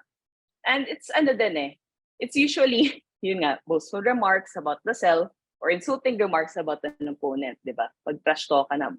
Yun. So, it's interesting kasi if you look at online trash talking, there are lots, people engage or do this because of a lot of things. So it can be a form of attitude or creating your persona in terms of that community. Na ang persona ko dito sa community to, let's say it's an online gaming community, kailangan ganito ako. Maasta-asta akong ganito. So yun. So it can be that. It can also be strategy. Sometimes, diba yung parang, trash talk tayo para parang ma-off sila sa game nila. Ganon. Yun. And can also be degrading and unproductive. Kasi sometimes, natitake siya na ano din, parang super, anong tawag dito? Mas nagiging about the personal, mas personal attack siya. It can also be misogynist, which happens a lot. It can also be something na hindi naman na related anymore within about the game or even about the, let's say, the team. Yung naging bullying na rin siya. So that's also something that has to be has kumbaga to watch out for. And sometimes it can be a way of release of pent-up energy, stress reliever for the person engaging in this. But I'd like to highlight this the third point. It should always be within context. Within context, this means na if nagta-trash talk kayo, di naman yan parang, oh, sige, bawal kayo mag-trash talk. But remember, it shouldn't be degrading to the point na you're attacking the person. It shouldn't also be yung, oh, sige, maglalaro na kayo. Tapos parang, trash talk mo, tapos parang, let's say, tama na, parang gusto ko, nag-usap kayo, sige, hindi namin magta-trash talk. Tapos pagkasabi nun, nag-trash talk ka na naman ulit. Yung ganun, parang there's rules of engagement. And I think in any community, there should be that. There's a rule of engagement. Kasi we have community, di ba? May moderation, may ganyan. Ayun, dadami pa sa buong pamilya. Yes, exactly. Di ba? Hindi naman, bakit? Ba't ka pa isasama yung anak, yung magulang, yung kapatid? Ayun, exactly. So, these are things that we have to be mindful of. Kasi, ano ba goal natin? Di ba? Nakakatulong pa ba to? Productive ba to? And gusto mo ba makilala as ganun? Ayun. So, part of din, kasi sometimes when people talk about positive participation, lumalabas din to, yung woke culture. And also with cancel culture, di ba? Parang, are you woke? In Okay, so parang, gusto ko lang i-tackle to in some din, kahit daanan din. Kasi, sometimes it's also, there are two sides to it din eh. Yun. And maybe not so much yet in our country, but there's also but maybe, well, nandun na rin yun. But in the West kasi din, sometimes being woke has become very controversial. Yun. So, what is being woke or what is woke culture? So it's a state of people being conscious about socially relevant issues. It's being well-informed, up-to-date. Yun. Kumbaga na-enlighten sila or in-enlighten nila yung sarili nila on certain things. What's happening sa country, what's happening sa a lot of things. Minsan, even as simple as a village or kung nakatira sa subdivision, ano nangyari doon sa condo, sa whatever, ganyan. Diba? Taking the time to educate oneself. Yun. So, in the West kasi, or sometimes here na rin actually, now come to think of it, yun, naging controversial siya. Kasi parang, like here in the Philippines, diba? Parang smart shaming. So yung ano ba yan? Napaka-woke mo naman. Yung parang, di ba, it's also part, din eh. Sometimes nagiging way of canceling siya. Nagiging way din siya of parang degrading a person. Di ba? Parang trying to cut them down. And it shouldn't be. Kasi if you really ascribe to being woke or ascribing to the woke culture, it's about being inclusive eh. It's about na parang, hindi porket woke ka, magka-cancel ka. Di ba? Hindi rin naman even, hindi naman ibig sabihin na, sige, dahil ako, let's say, nag-educate ako in-educate ko yung sarili ko, let's say, about, let's just say, ano bang maganda example? Let's just say, in-educate ko yung sarili ko about a certain skin cream. Tapos, bilib na bilib ako doon sa skin cream na yan. Kasi parang lahat, ni-research ko, pati yung formula niyan, etc. Ngayon, ang gagawin ko, dahil na-educate ko sa'yo, na-woke ako dun sa na yan. Lahat ng tao na hindi ko magamit yung skin cream na yan, ay, wala kayo. Ganon. So, hindi mo siya dapat gamitin in that way. Yung pagiging woke mo. Na parang, okay, dahil ako, okay, saka na lang itong information and lahat kayo, bano. Hindi siya ganon. And sometimes, yun yung nangyayari.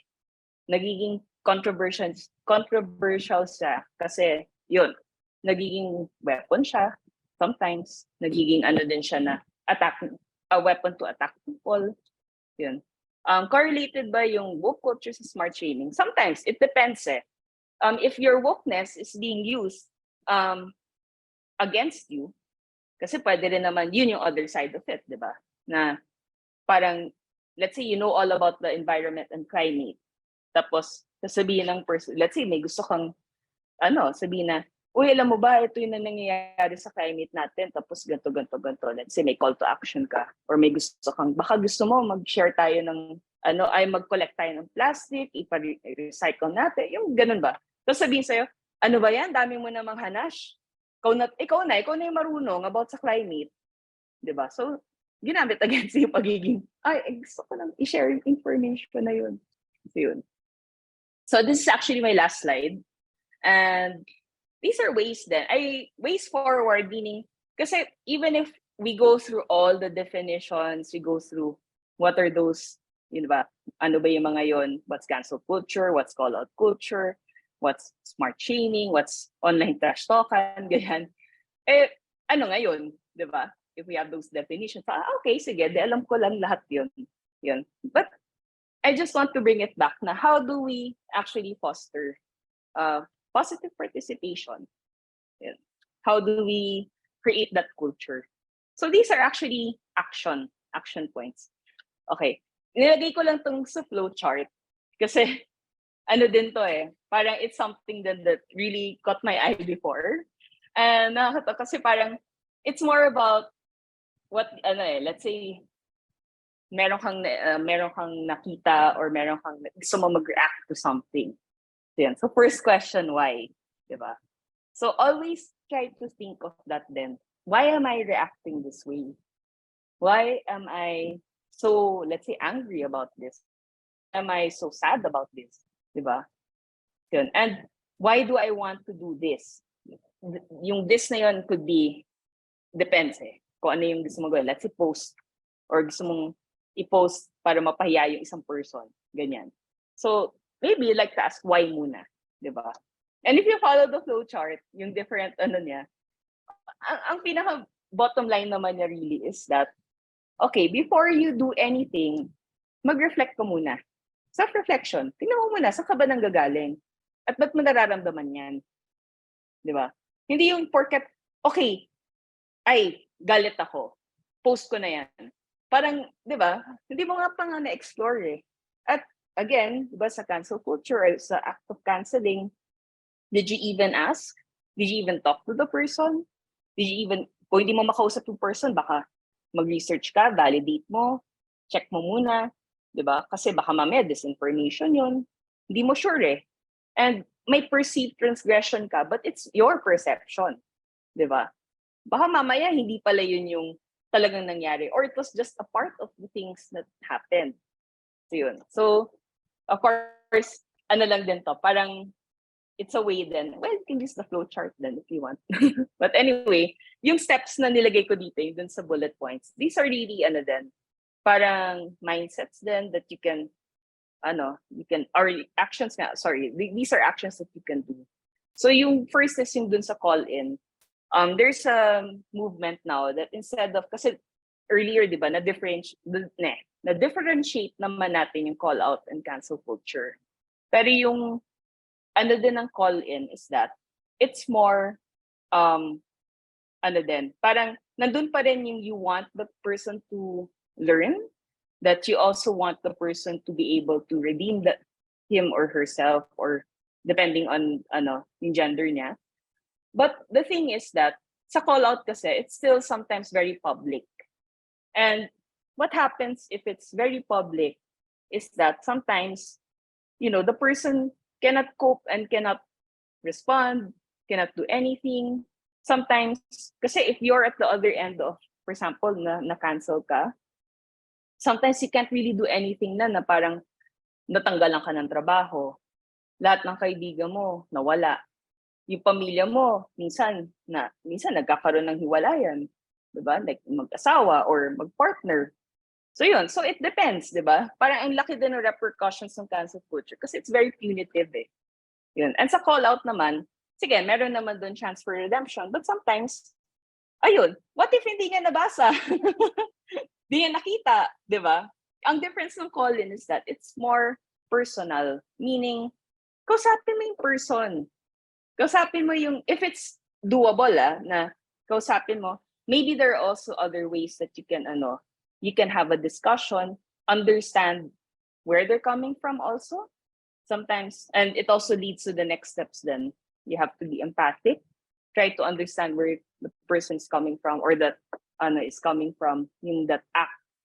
Maybe it happened pala years ago na kala mo lang yun lang nangyari kasi hindi mo nakita yung date or hindi mo nakita yung, or for name, parang if it's a video, kinuha lang yung video na to, tas years ago pa pala yun, yung ganon. So, diba, understand and listen. It's very important. In communication, it's really about listening.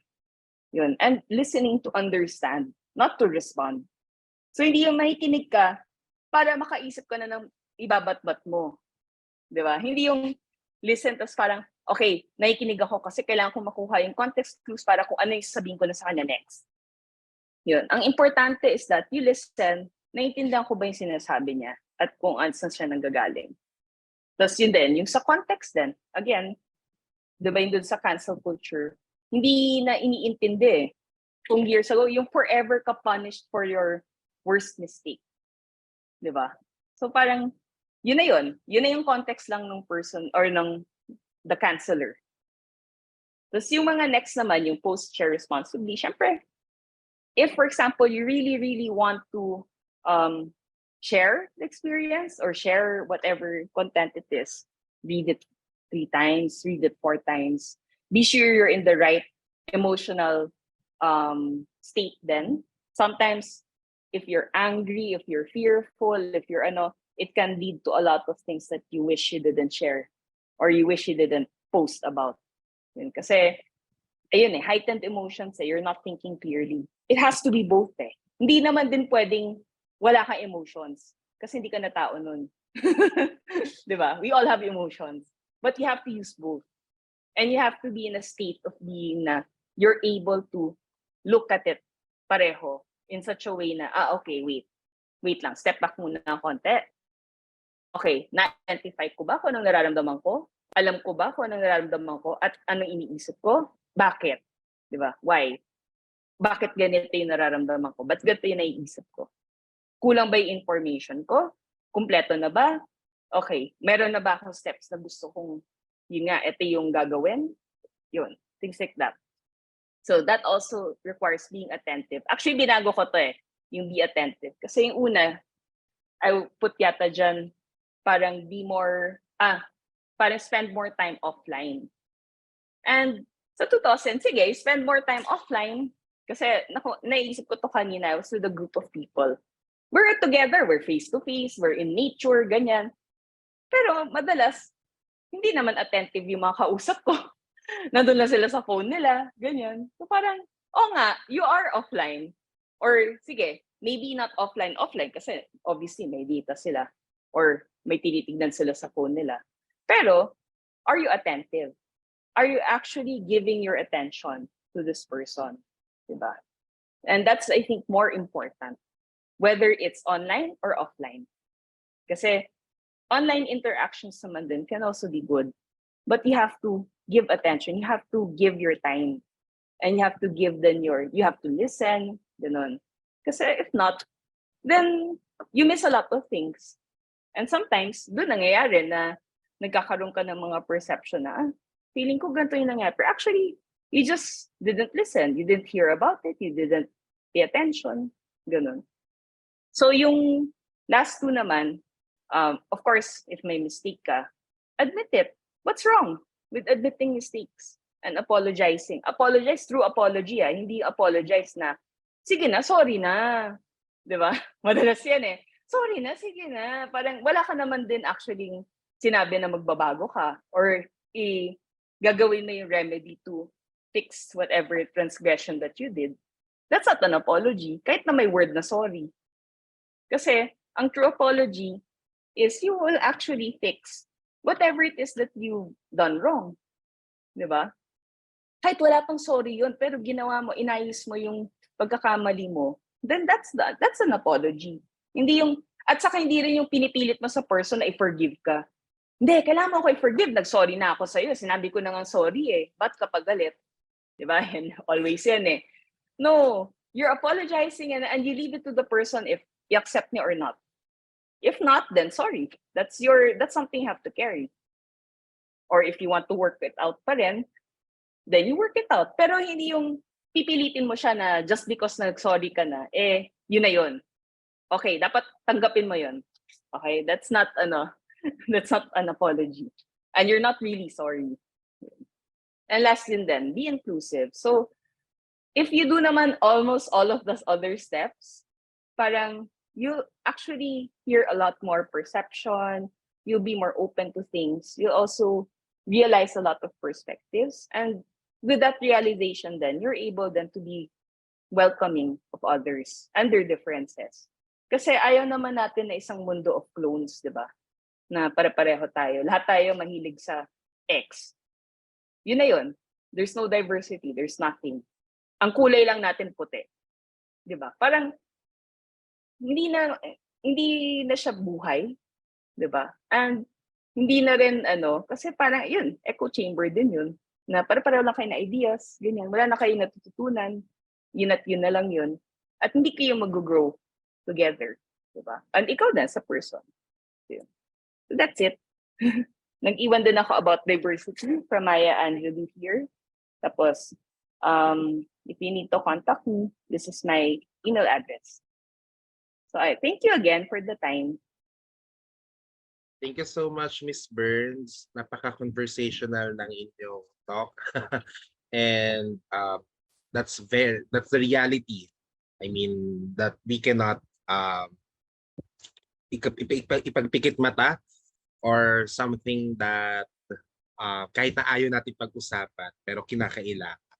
And with that, I just want to ask a question posted kanina na regarding the discussion I had with Pio. Na what do you think are the best ways to clarify something posts that affects everyone? Na wala ka namang intensyon na manakit ng ibang tao. Like the situation with the influencer that became trending this past week. Kasi also Ronald pointing out also na sometimes media users who are trying to be media producers are afraid to share their thoughts or contents because they're afraid of the negative comments that they will receive. So how can we find the balance of that? Well, it comes down then yung what you want to share, I think. Kasi, paano ba? Is it a reaction to whatever has been, let's say, nag-post yung other influencer, right? Tapos yun, tapos parang you're thinking about the comments. Pero, again, what's your objective in sharing something? And you have to be true to yourself. Ano ba talaga yung objective mo? Is it also to get more likes? Or is it actually to bring something to the table? Are you canceling this person? And if you're canceling, be ready din na may balik din naman din sa iyo kasi it can backfire. Diba? And yun din, yung parang if ever that does happen na na-cancel ka, it's not the end of the world. Identify ka na ng allies mo. Allies meaning people that you trust, that you can actually talk about, but also be willing to admit if you were in the wrong. Let's say na-cancel ka. Tapos nangyari yun.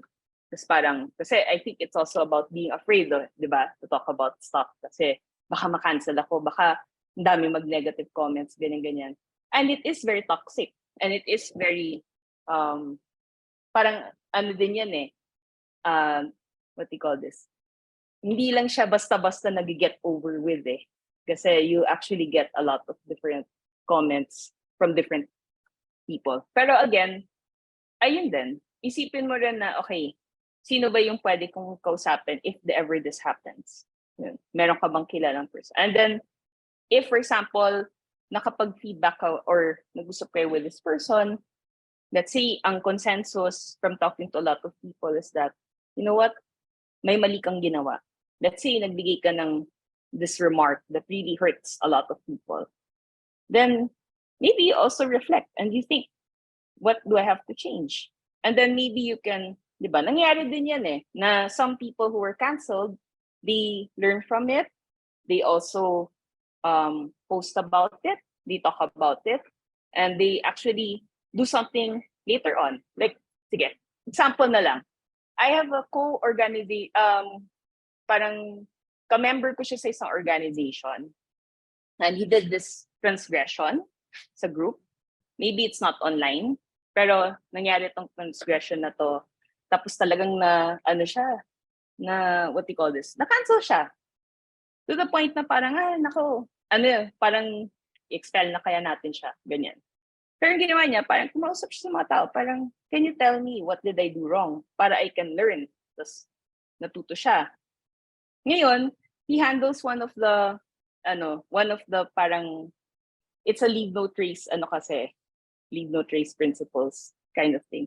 Inaral niya todo, as in, pumunta pa siyang, inaral pa niya from the main source. Tapos ngayon, speaker siya about it.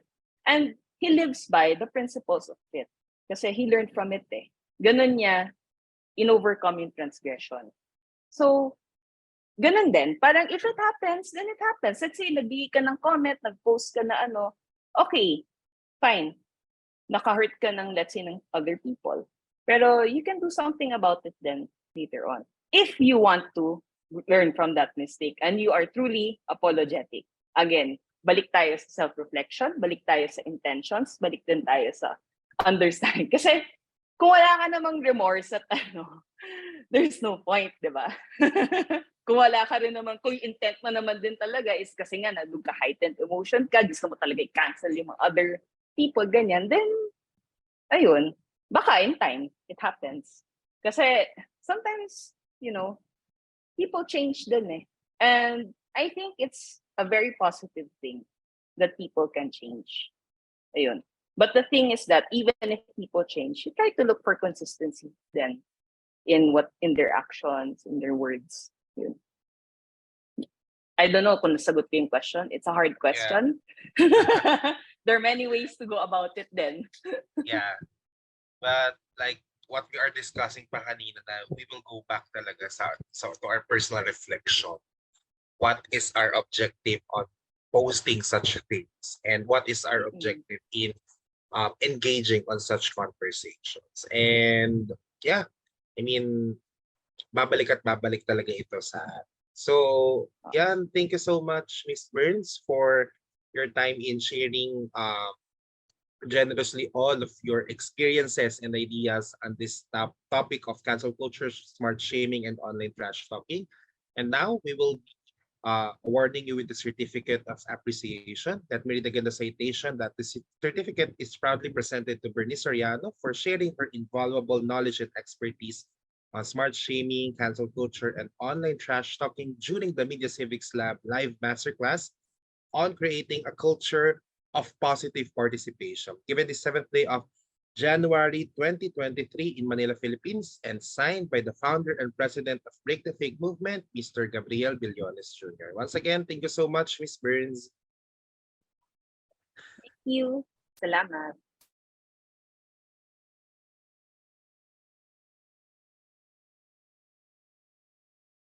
I'm so sorry. Ayan, nakamute pala ako. We apologize for the extension ng 15 minutes to our program. But we are now on the end part of our program. So give us more 5 minutes. So thank you so much for joining the week 4 of our live masterclass. And please do not forget that next week will be our 5th week for discussing special topics. Ayan. So that will be the last week of our live masterclass. And don't worry, for those na nagdo-drop sa ating Zoom link because of the internet connection na unstable, we will be sending details in our group chat for the recording sessions. And we hope that you can review some of our recordings so that you can continually reflect and apply it in your personal learning. And speaking of reflection and application of our learning, it is important that we share our takeaways from what we had learned from this afternoon. So before we answer our post test in terms of our knowledge attributes and answer the evaluation form to improve our program, let us reflect deeply on what we've discussed this afternoon. So it's about creating a community of positive participation. So the speakers were generously sharing the idea of going back to our core, going back to our values. It is rooted of who we are. It is about protecting and having um the legacy. That's the term that I really want to use, na ano ba yung legacy na gusto nating iwan sa ating mga audiences in our platforms. And you as content creators and influencers, napakalaki ng inyong responsibility. And we are very thankful that you are joining Break the Fake movement in promulgating the facts and the truth all over the platforms and all over the Philippines. Because we really all want a nation that is promoting communities or communities with healthy dialogues, with breaking echo chambers, for us to understand that both sides, both communities are hell have this kind of ideas na pwede nating i-challenge yung ating mga current na nalalaman. And we hope for the 4 weeks that we've discussed, from the technicalities now to the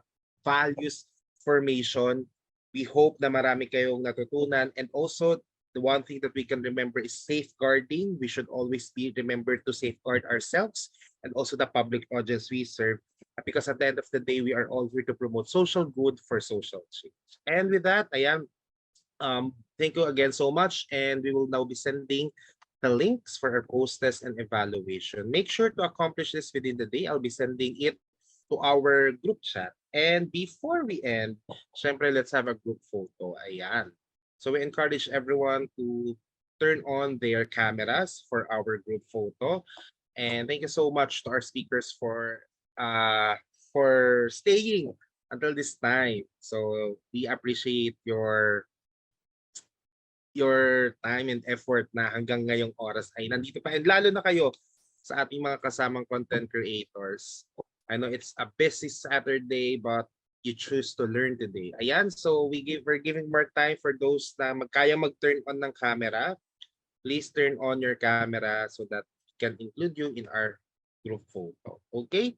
So our tech team will capture our photos. Maintain your smile. I'll just count. 1, 2, 3, smile.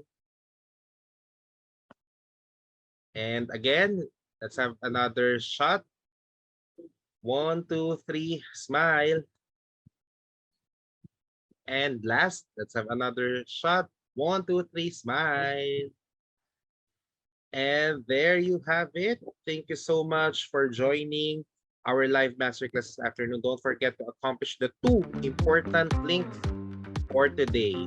So again, I am Power Donyor, your host for today, and see you next week. Enjoy the rest of the week, and God bless us all. And let's continue to promote positive participation in whatever community we serve. Alam.